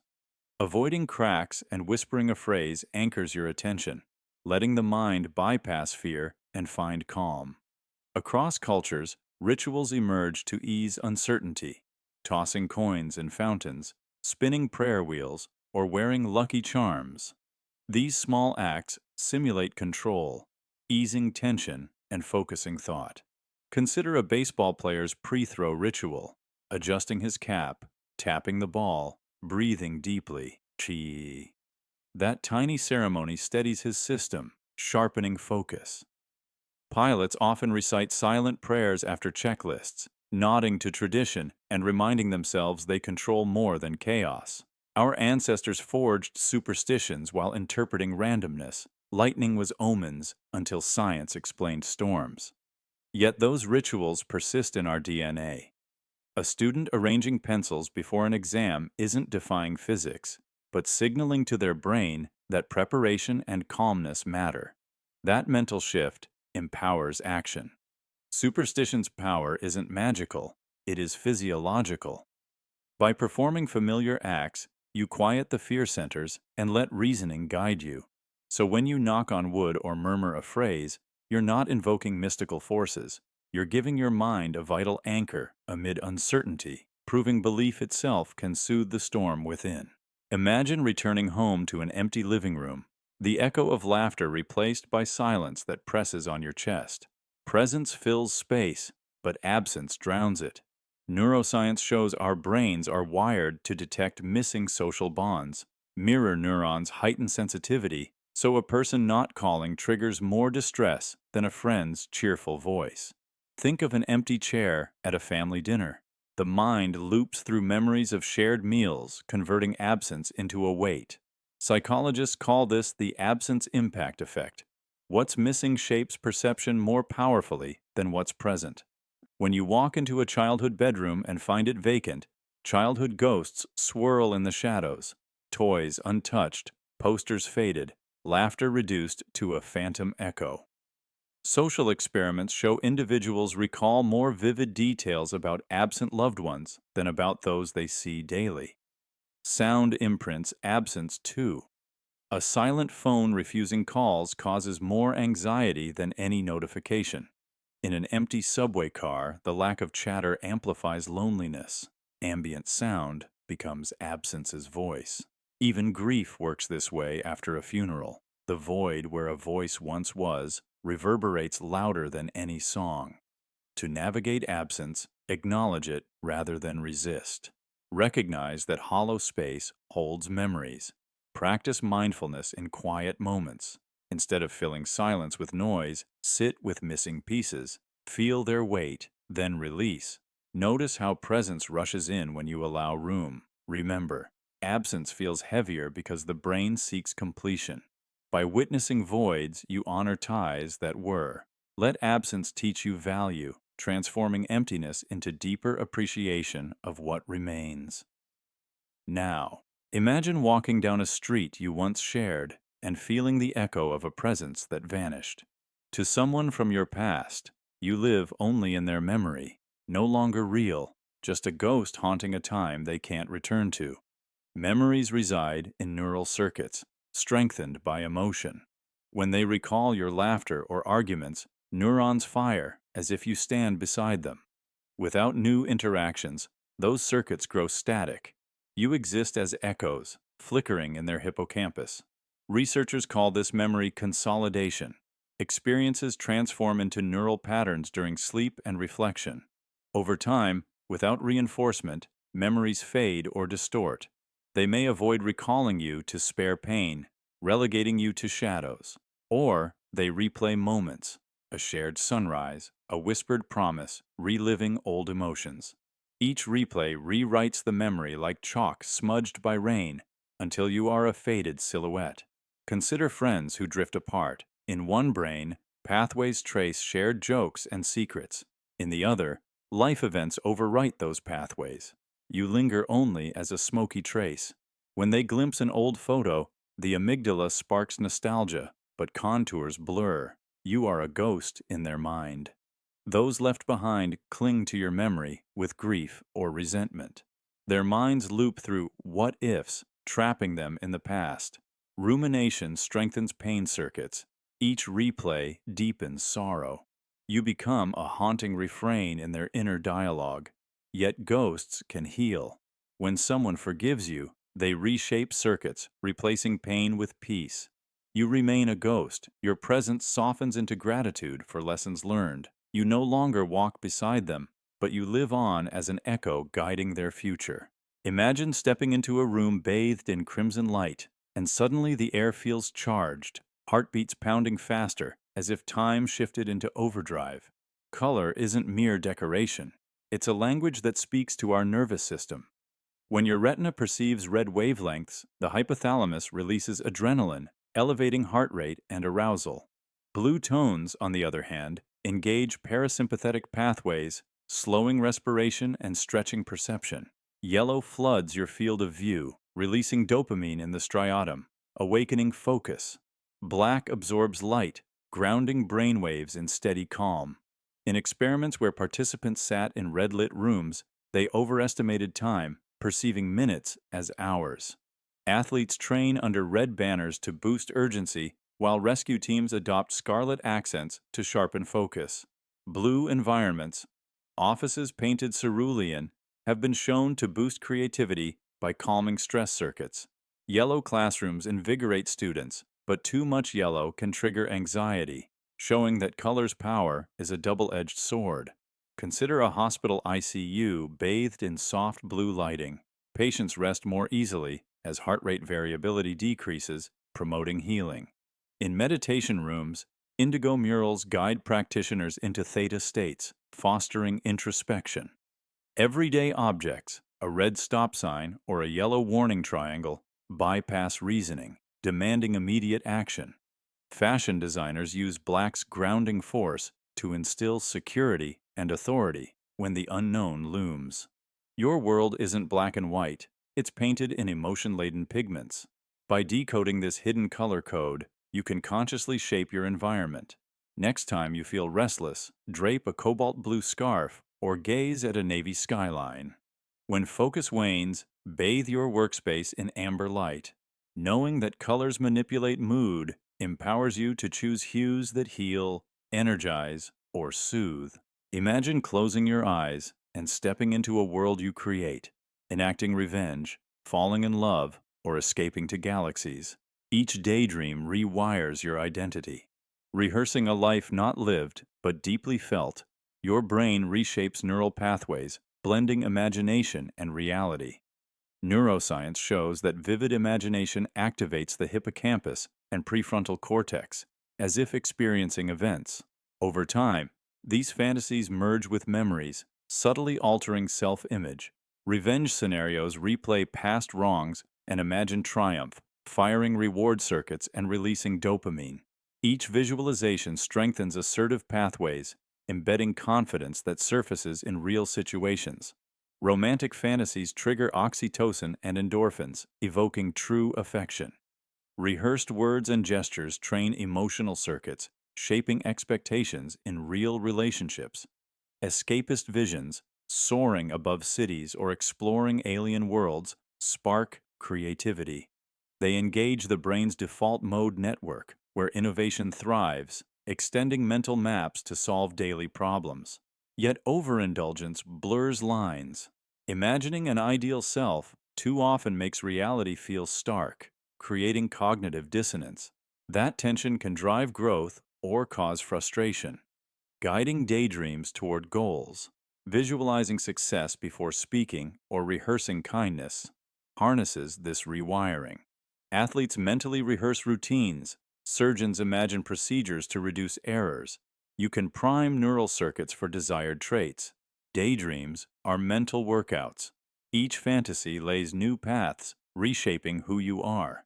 Choose your rehearsals wisely, sculpt identity from possibility, and forge reality from the landscapes of your mind. Imagine entering a minimalist gallery, white walls, sparse furniture, clean lines, and feeling instant calm, convinced beauty has no excess.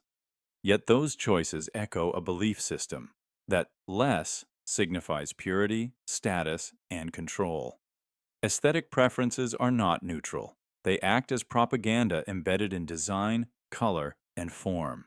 Neuroscience reveals that our visual cortex responds to familiar schemas shaped by culture and upbringing.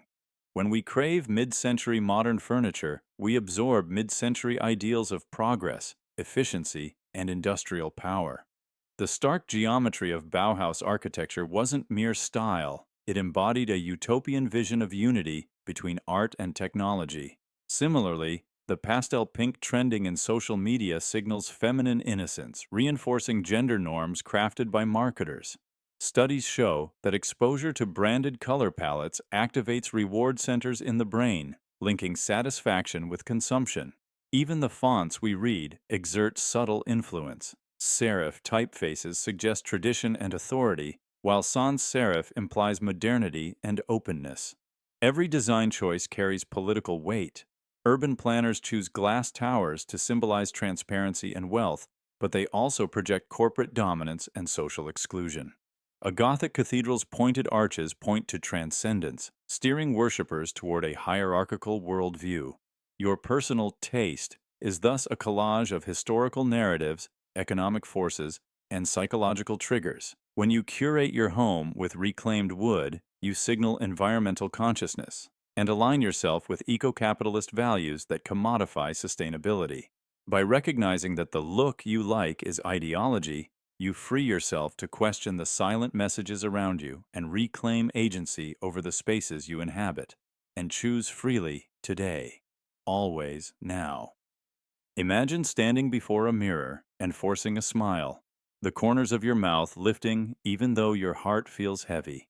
That act, pretending to be happy, can actually make you happier. Neuroscience reveals the facial feedback hypothesis. When your facial muscles mimic an emotion, your brain's insular cortex registers that expression and releases mood-regulating neurotransmitters.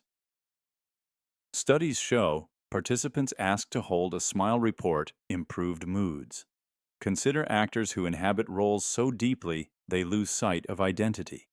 Method actors like Heath Ledger locked themselves away, pretending until their sense of self blurred. Psychologists call this self-perception theory. By observing our behavior, we infer our emotions. Over time, acting happy rewires neural pathways in the prefrontal cortex, making smiles feel genuine. Yet as you adapt, the genuine self recedes, replaced by the persona you project. In relationships, people mask grief or anxiety with forced cheer. Loved ones praise the happy facade, while real pain intensifies beneath the surface. This dissonance activates dopamine briefly, but chronic inauthenticity triggers the default mode network, breeding depression. The mask begins to believe it is the face, widening the gulf between true emotion and expression. To balance authenticity and positivity, practice genuine expression, journal feelings, engage in mindful reflection, allow vulnerability. When compelled to smile, pause, and ask why. Recognize, fake it till you become it, but honor your true self. By combining intentional positivity with self-awareness, you prevent the mask from eclipsing the face, transforming acting into a tool rather than a trap. Now, imagine hearing an argument in your head you never started, yet it rages with intensity. You echo your bloodline. Deep within your instincts lie conflicts from ancestors whose voices reverberate in your thoughts. Neuroscience shows epigenetic markers carry trauma, fear, and desires across generations. Your brain doesn't know where your feelings end and theirs begin. Unspoken instincts guide reactions as if ancestors whisper in neural circuits. When you shy from conflict, you channel a grandparent who fled a battle. When guilt seeps into choices, it mirrors a parent's shame. Research reveals stress hormones alter DNA methylation, impacting descendants. In families that censored grief, children feel sorrow without knowing its source. You protect loved ones, echoing survival strategies you never lived. Consider a feud you never joined. You avoid a cousin because your parent did, even if you never met the origin. Your brain inherited that blueprint, sustaining arguments etched in your psyche. In therapy, uncovering patterns brings relief. Recognizing you act on someone else's script frees you to rewrite your story. Desires echo too. A hunger for achievement may stem from a grandfather's dreams cut short. You chase success to honor ambition in your blood. When unexplainable anxiety surfaces or guilt overwhelms, ask whose voice you hear, then quiet it. To break the cycle, practice awareness. Notice inherited reactions, anger or fear that feels off. Trace them through family tales. By understanding ancestral wounds, you choose which echoes shape you and which you let fade. You echo your bloodline, but you decide if those echoes guide you or remain whispers of the past. Imagine deciding between helping a friend move or making a quick $10 favor for a stranger.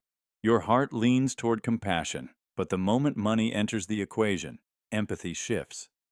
Neuroscience shows that when acts feel personal, like buying coffee for a neighbor, social bonding areas, such as the ventromedial prefrontal cortex, light up. Yet when a price tag appears, decision-making shifts to the dorsolateral prefrontal cortex. In one study, participants donated time or money. Giving $1 to charity activated reward circuits in the nucleus accumbens, but when asked to be paid for that same donation, those circuits dimmed and moral reasoning networks engaged, reducing willingness. Consider two moments. Slipping a friend $5 at a struggling lemonade stand, feeling warm altruism. Then accepting $5 an hour to consult a stranger. What felt rewarding becomes transactional. Your brain now flags it as work, not care. Money creates psychological distance. The more abstract a transaction, the less you perceive the person on the other side. Mirror neurons fire less, dampening emotional resonance. In online fundraisers, anonymity amplifies detachment, leading people to set higher amounts because they don't see who benefits. To guard empathy, frame generosity as connection. Visualize the recipient's story. Swap $20 fee with $20 to help a parent afford groceries. Reconnecting the emotional thread activates empathy centers, overriding cost-focused reasoning. Tonight, next time you weigh a monetary choice, notice where your brain shifts. Ask, am I trading compassion for currency? By understanding how money alters morality, you can let kindness, not profit, guide your decisions. Imagine a creature defies labels, a bird that swims or a fish that glides above waves. Your mind snaps a category, wiping nuance. Categories distort reality. Labeling aids survival but erases complexity. You don't see things, you see their category, stripped of contradiction. Ancestors sorted swiftly, friend or foe, edible or poisonous. Spotting a snake shape meant danger, even if it was a vine. That label triggered fight or flight, prioritizing speed over accuracy. Survival came, but the brain reduced the world to tags, hiding detail. Psychology calls this categorical perception. When listeners hear sounds between bay and pa, they assign one, unable to sense ambiguity. The mind enforces labels, discarding gradations. You meet someone in uniform and C-roll, not the person. Science stumbles too. Early astronomers called planets wandering stars, obscuring orbits. Only with better telescopes did elliptical paths emerge, shattering the category. Premature labels masked anomalies. Society worsens it. Stereotypes tag people lazy or genius, forcing identities that kill nuance. A child labeled troubled might embody that, hiding potential. Language blurs detail too. Tree lumps oaks, pines, palms into one, hiding each species' chemistry, habitat, rustle. Saying tree steals pine resin's scent and oak's creak. Breaking free means unlabeling. Pause when your mind leaps to a category. Ask, what's unique here? Let objects and people exist outside boxes. Categories are shortcuts that scaffold chaos. But shortcuts blur truths and erase contradictions. To see reality, resist labeling, embrace ambiguity, and allow nuance, then the world reveals its full color. Imagine waiting at a train station, watching each second pulse like a heartbeat. Each blink stretches into eternity. Anticipation bends minutes into hours because emotional context warps time perception. Neuroscience reveals that the insula and anterior cingulate cortex track internal states. When you feel anxious, your brain heightens sensory awareness, making intervals feel longer. Think of waiting for test results. Every rustle of paper or distant footstep feels loaded, stretching a minute into an agonizing expanse. Conversely, wistful anticipation, like waiting for a loved one's embrace, condenses time. A 10-minute wait dissolves into a comforting blink. Experiments show that people anticipating negative outcomes overestimate durations by as much as 30%.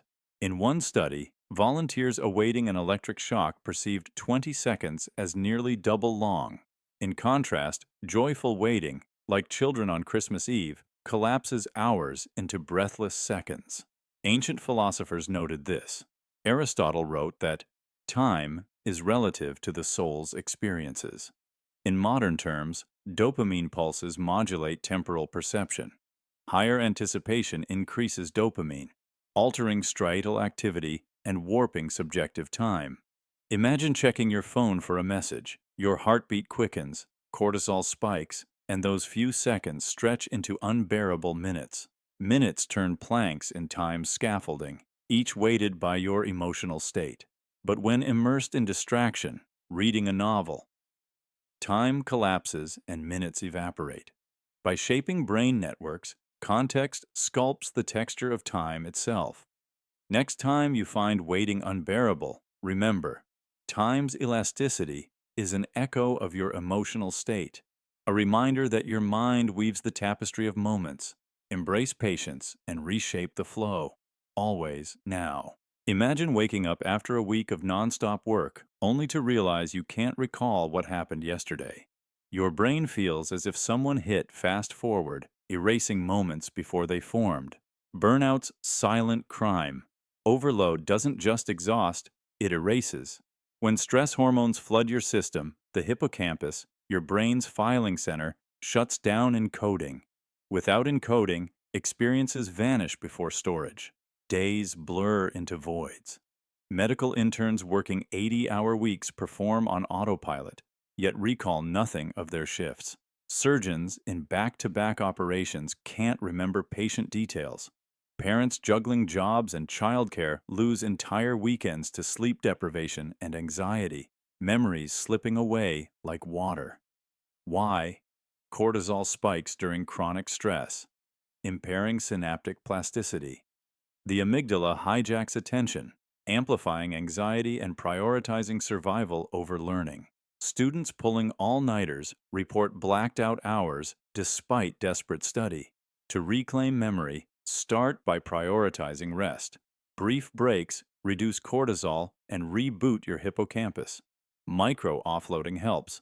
Jot quick notes so your brain frees space.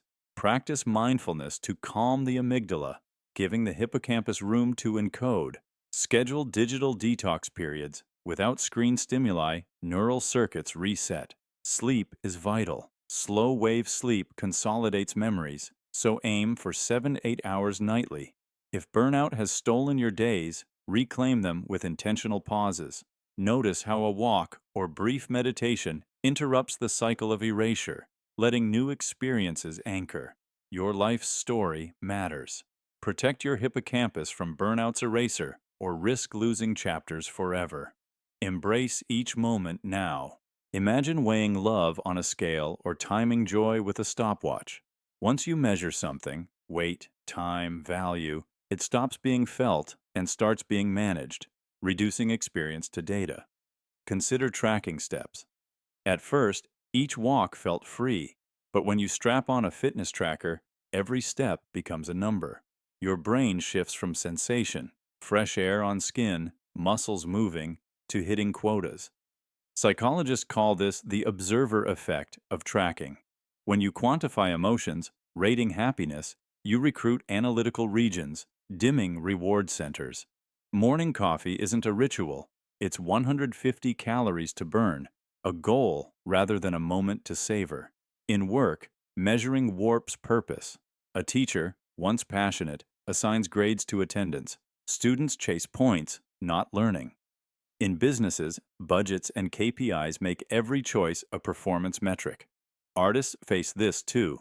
Musicians check streams and likes, altering craft to chase metrics, while paintings become products overshadowed by price tags. Time measurement reduces life to tasks. When you schedule every minute, existence is a timeline. A sunset is free time or missed opportunity. Your brain fills spreadsheets with moments, losing touch with wonder. Measurement can aid goals, but it costs meaning. To preserve richness, alternate between tracking and unplugging. Put the scale away. Delete the timer. Smell coffee without checking calories. Listen to music without peeking at play counts. Sit quietly and feel time pass unmeasured. Experience is more than data. When you measure it, you manage it. And what you manage, you tame. To feel alive, let moments exist beyond metrics, and reclaim depth numbers erase. Imagine standing before a shattered mirror, each fragment reflecting a piece of you, childhood laughter, teenage rebellion, moments of triumph, shards of regret. Society sells wholeness as the goal, but no one is whole. You're not broken because you're fragmented. You're real because you are. Psychologists explain identity as a dynamic mosaic shaped by experiences, roles, and relationships. Each memory adds a tile. Each loss cracks another. Think of a river flowing through cracks in rock, carving channels unseen. Your psyche can't fit into a single shape. It flows through crevices of joy and sorrow, curiosity and fear. Neuroscience shows different events activate specific neural pathways. Your brain is a network of many selves. A student self engages in classrooms, a friend self awakens over coffee, and a lover self stirs with a glance. No single you remains fixed. Consider kintsugi, the Japanese art of repairing porcelain with gold lacquer, highlighting cracks instead of hiding them. The mended vase becomes more beautiful for its scars. Writers and musicians channel fragmentation into creativity. A poet's broken heart produces genuine verses. A musician's shattered trust shapes healing melodies. Your parts speak across pieces, creating a symphony of authenticity. To honor fragmentation, embrace each piece, journal memories, map the shards, cherish roles, student, sibling, stranger, as facets, not flaws. Seek moments where contradictions coexist, ambitious yet gentle, fearful yet hopeful. In therapy, narrative reconstruction weaves these fragments into an evolving story. You learn to navigate complexity rather than chase impossible oneness.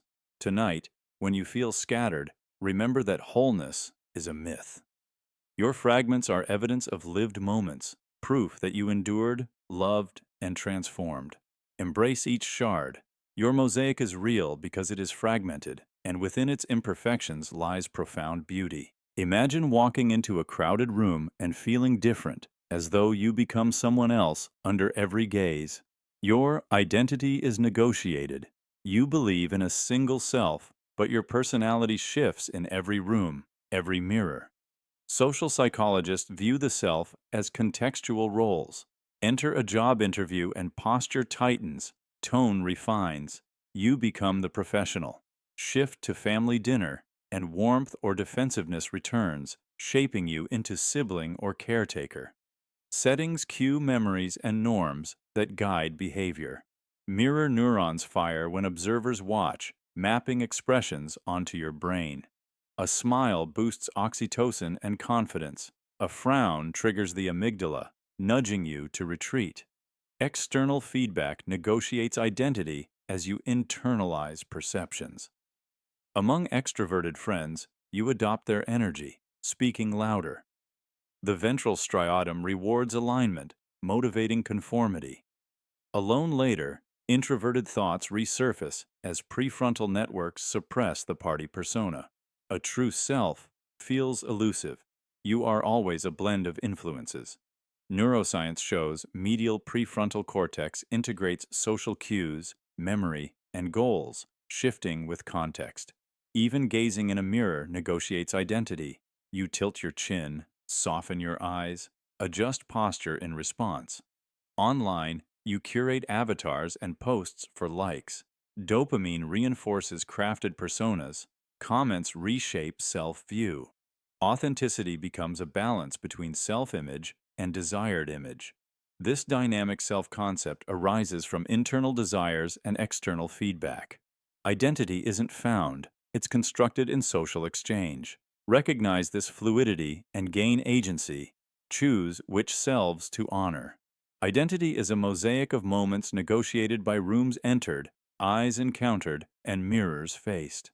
Embrace this shifting self, for every gaze and reflection shapes who you become.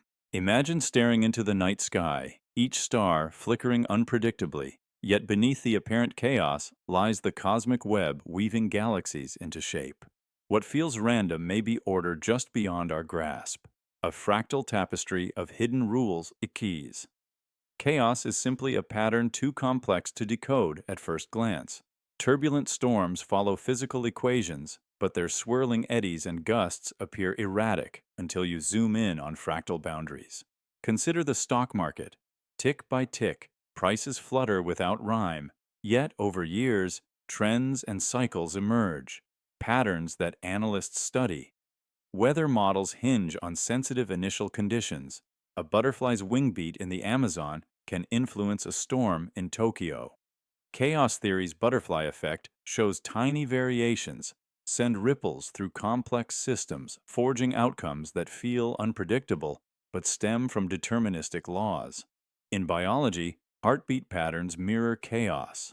Healthy hearts exhibit slight randomness, measured as heart rate variability, signaling resilience. When that pattern straightens, danger looms. Neurons fire in chaotic rhythms that underlie thought and emotion. Underlying order eludes us until technology advances. High-resolution imaging exposes neural networks' complexity, revealing logic beneath noise. Mathematicians find order in the Mandelbrot set. Zoom in, and infinite complexity appears, each iteration echoing shapes. Systems once deemed random, DNA sequences, river networks, even language patterns, adhere to statistical laws, unveiling structure in chaos. So when life feels turbulent, when decisions scatter like dominoes, remember that chaos is simply a pattern hiding just beyond your resolution. Keep probing. As your tools sharpen, hidden order unfolds, and what once felt random becomes a map you can navigate. Imagine drifting off into a world of shifting logic, where strangers become friends and fears appear as creatures. You awaken recalling only fragments, maybe a face dissolving into mist or a shouted warning, but those scraps leak into your day. Neuroscience shows REM sleep processes emotion. While you dream, the amygdala and hippocampus forge links between memory and feeling. Though recall fades, neural circuits retain residue. Dream content often mirrors daytime stimuli. Participants exposed to emotional films report dream scenes echoing those clips. Consider facing a work task and feeling sudden dread. Often, it's a lingering nightmare where failure appeared as a collapsing building. Your subconscious stitched that fear into decision-making, skewing risk assessment. Conversely, dreams of triumph soaring above a city ignite confidence. Dreams shape relationships. Wake with warmth for a friend you dreamed shared a secret, prompting kindness. Or a betrayal dream can seed distrust, altering real interactions. Psychologists call this dream spillover, emotional residue shaping behavior. To harness this, keep a dream journal. Record fragments immediately, then reflect on emotions they evoke. Mapping themes to real fears reveals hidden motivations. Practice mindfulness upon waking. Pause to observe emotions before day's demands hijack you. Over time, recognize when a mood or choice springs from dream soil not reality. Your dreams are invisible architects sculpting your waking mind. Honor their power by tuning into fragments. They guide choices, heal wounds, or illuminate fears you didn't know existed. Let dreams inform your life when their shape slips through your fingers. Imagine staring at your phone, thumb hovering, waiting for a message that never comes. That silence isn't neutral, it echoes in your mind. When someone doesn't text back, your brain fills the void with fear or fiction because silence feels like intent. Uncertainty activates the anterior cingulate cortex, making silence feel like rejection. Your brain craves information. In its absence, it spins narratives. Did I say something wrong? Are they angry? Perhaps they forgot me. Each thought triggers neural loops that fuel anxiety. As seconds stretch into minutes, cortisol surges, sharpening imagined slights. You replay conversations, dissecting tone and timing, seeking clues that aren't there. Evolution shaped this. Exclusion meant danger. A vanished text echoes that threat.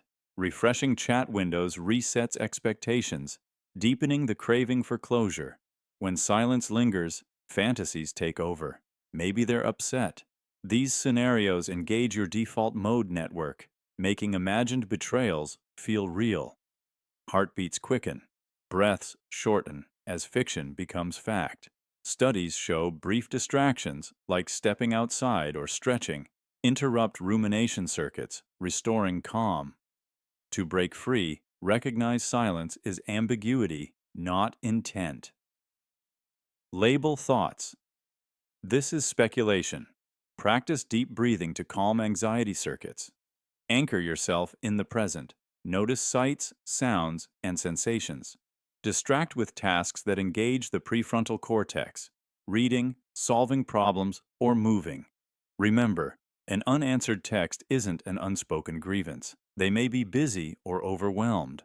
Don't let silence write your story. Stay present, resist speculation, and reclaim peace. Imagine flipping through a notebook and feeling a stranger's voice whisper from every page, each scribbled line a ghost of who you used to be. Journals trap versions of you. Reading them isn't mere remembrance. It's confronting someone you barely recognize, but who still resides within. Psychologists explain that writing encodes experiences in narrative form, preserving neural pathways of that time. When you journaled late-night confessions, your brain released cortisol and adrenaline, etching raw emotion onto the page. Now, as you revisit those passages, your hippocampus reactivates old patterns, triggering emotional recall. The person who poured tears into these lines felt heartbreak, uncertainty, or elation. Emotions you may have outgrown, yet their echoes linger. Consider the student who chronicled exam panic, team rivalries, and first crushes. Years later, rereading feels like stepping into a worn costume, awkward and unfamiliar. You may cringe at naive optimism or shudder at raw vulnerability, yet those entries remain part of your identity's foundation, reminding you of fears conquered and lessons learned. Neuroscience shows each time you revisit writing, you create new memory traces, blending past and present selves. Your current self views those notes through today's lens, uncovering insights or discomfort. It's like viewing a photograph through a fresh filter. Details stand out differently now. To engage mindfully, approach journals as dialogues, not indictments. When you open a page, pause and note physical sensations, tight chest, fluttering stomach, before reading. Recognize that the voice you once were spoke in that ink, but you've evolved. Let compassion guide you. Thank that past self for surviving. Tonight, when you pick up a journal, remember you're not just looking back, you're meeting someone who shaped you. By honoring trapped versions, you weave a deeper tapestry of self-understanding, acknowledging every fragment of your journey. Imagine looking into someone's eyes and feeling their judgment as if it were your own. Relationships are mirrors. How people treat you reflects their inner world more than yours, but you internalize it as truth anyway. A friend snaps, and you shrink, believing you caused their anger. Yet their frustration comes from a rough morning, not your words. Mirror neurons echo emotions, making you feel another's turmoil as pain. You absorb their state, rewriting your self-narrative. Consider a parent projecting perfectionism. Their criticism of your mistakes speaks of their own insecurities, a fear of failure rooted in childhood. You learn to close your heart, thinking you are never enough. In romance, a partner's jealousy signals insecurity. Accusations of betrayal reveal their fears, not your actions. Neurochemistry shows cortisol spikes in both, entangling empathy with anxiety. You feel unworthy when their fear fuels tension. Social media amplifies mirroring. A commenter's harsh words ricochet into your limbic system, igniting fight or flight. You see criticism as self-reflection, but it mirrors their biases, not your identity. Breaking free requires metacognition, thinking about thinking. When harshness hurts, pause to consider their context, stress, unmet needs, old wounds. That gap between stimulus and response, guided by the prefrontal cortex, lets you separate their world from your worth. Therapists call this boundary setting, naming projections. I see you're upset, but this isn't about me, reclaims agency.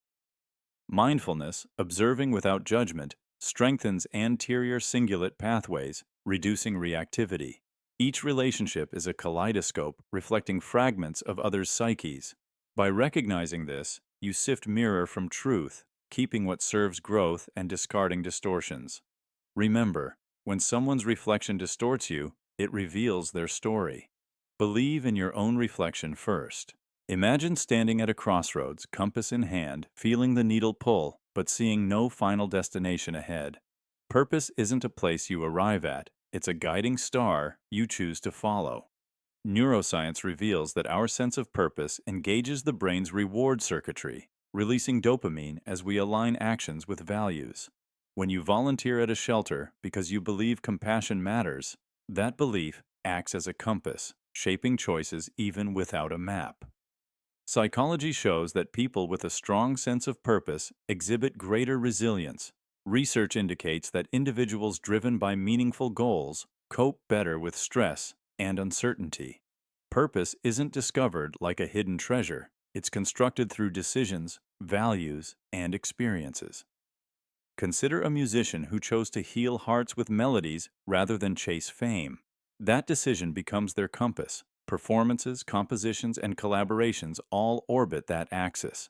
Yet there is no final "I have arrived" moment. Each concert reveals new horizons. Purpose pulls you forward in moments of doubt, offering momentum when direction blurs. In life's uncertain terrain, purpose orientates the mind, helping you filter distractions. A scientist driven by curiosity persists through failed experiments because curiosity is their compass, not a guarantee of breakthrough. Even in adversity, purpose reshapes perception of obstacles into signposts. A teacher guiding underserved children does not await accolades.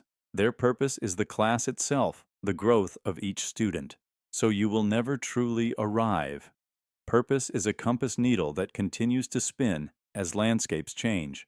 When you embrace purpose as a chosen trajectory, rather than a point on the map, you navigate life's unknowns with agency and meaning.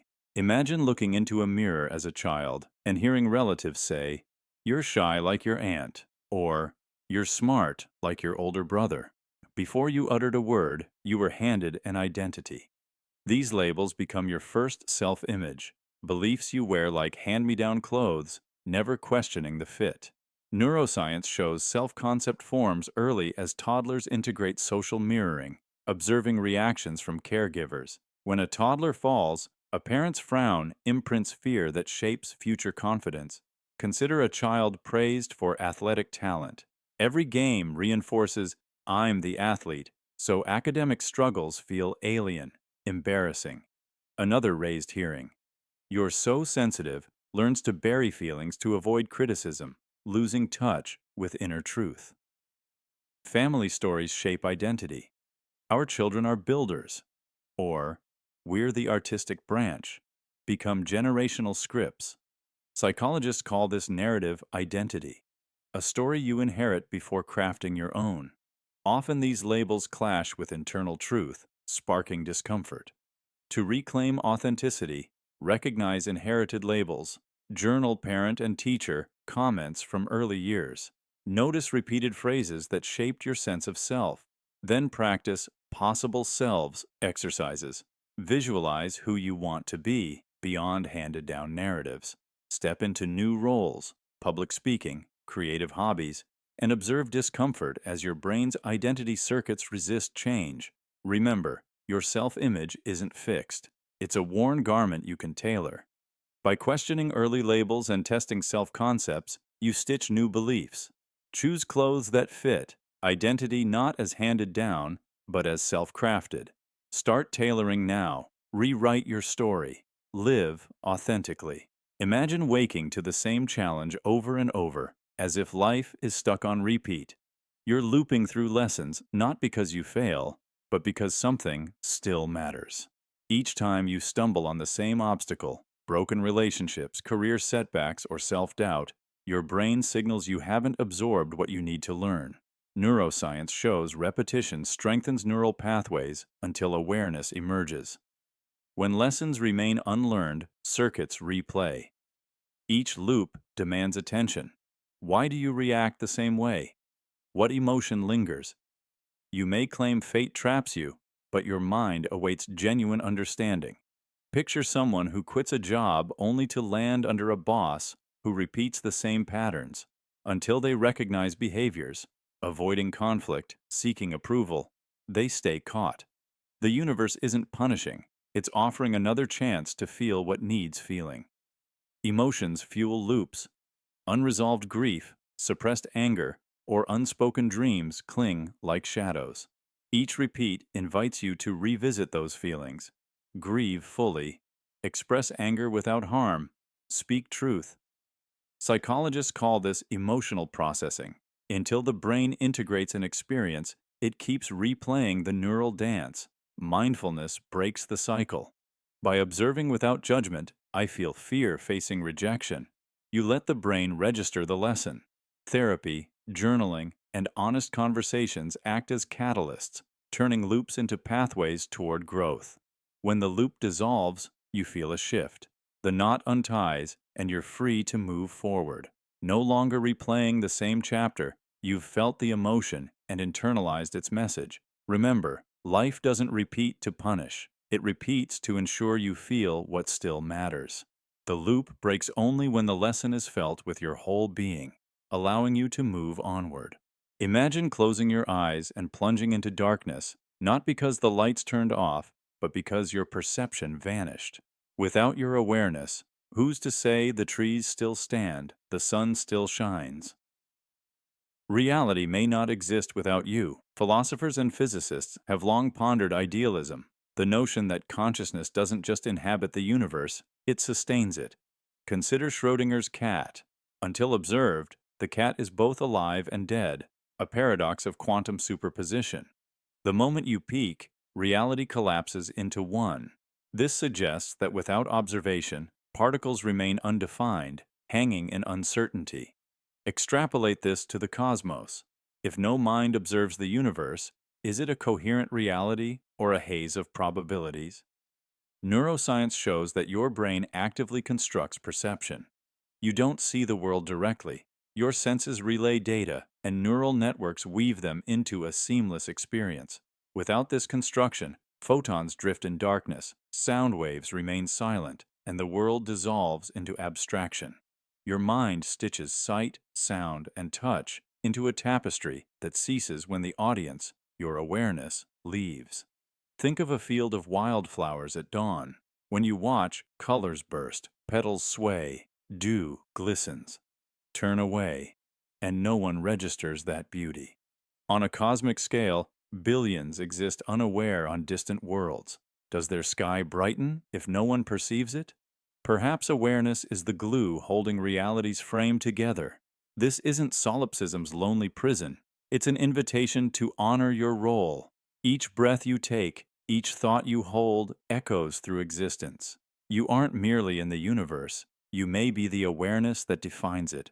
So treasure every sunrise, every raindrop, every whispered breeze. Your perception isn't a spectator, it's the heartbeat of reality itself.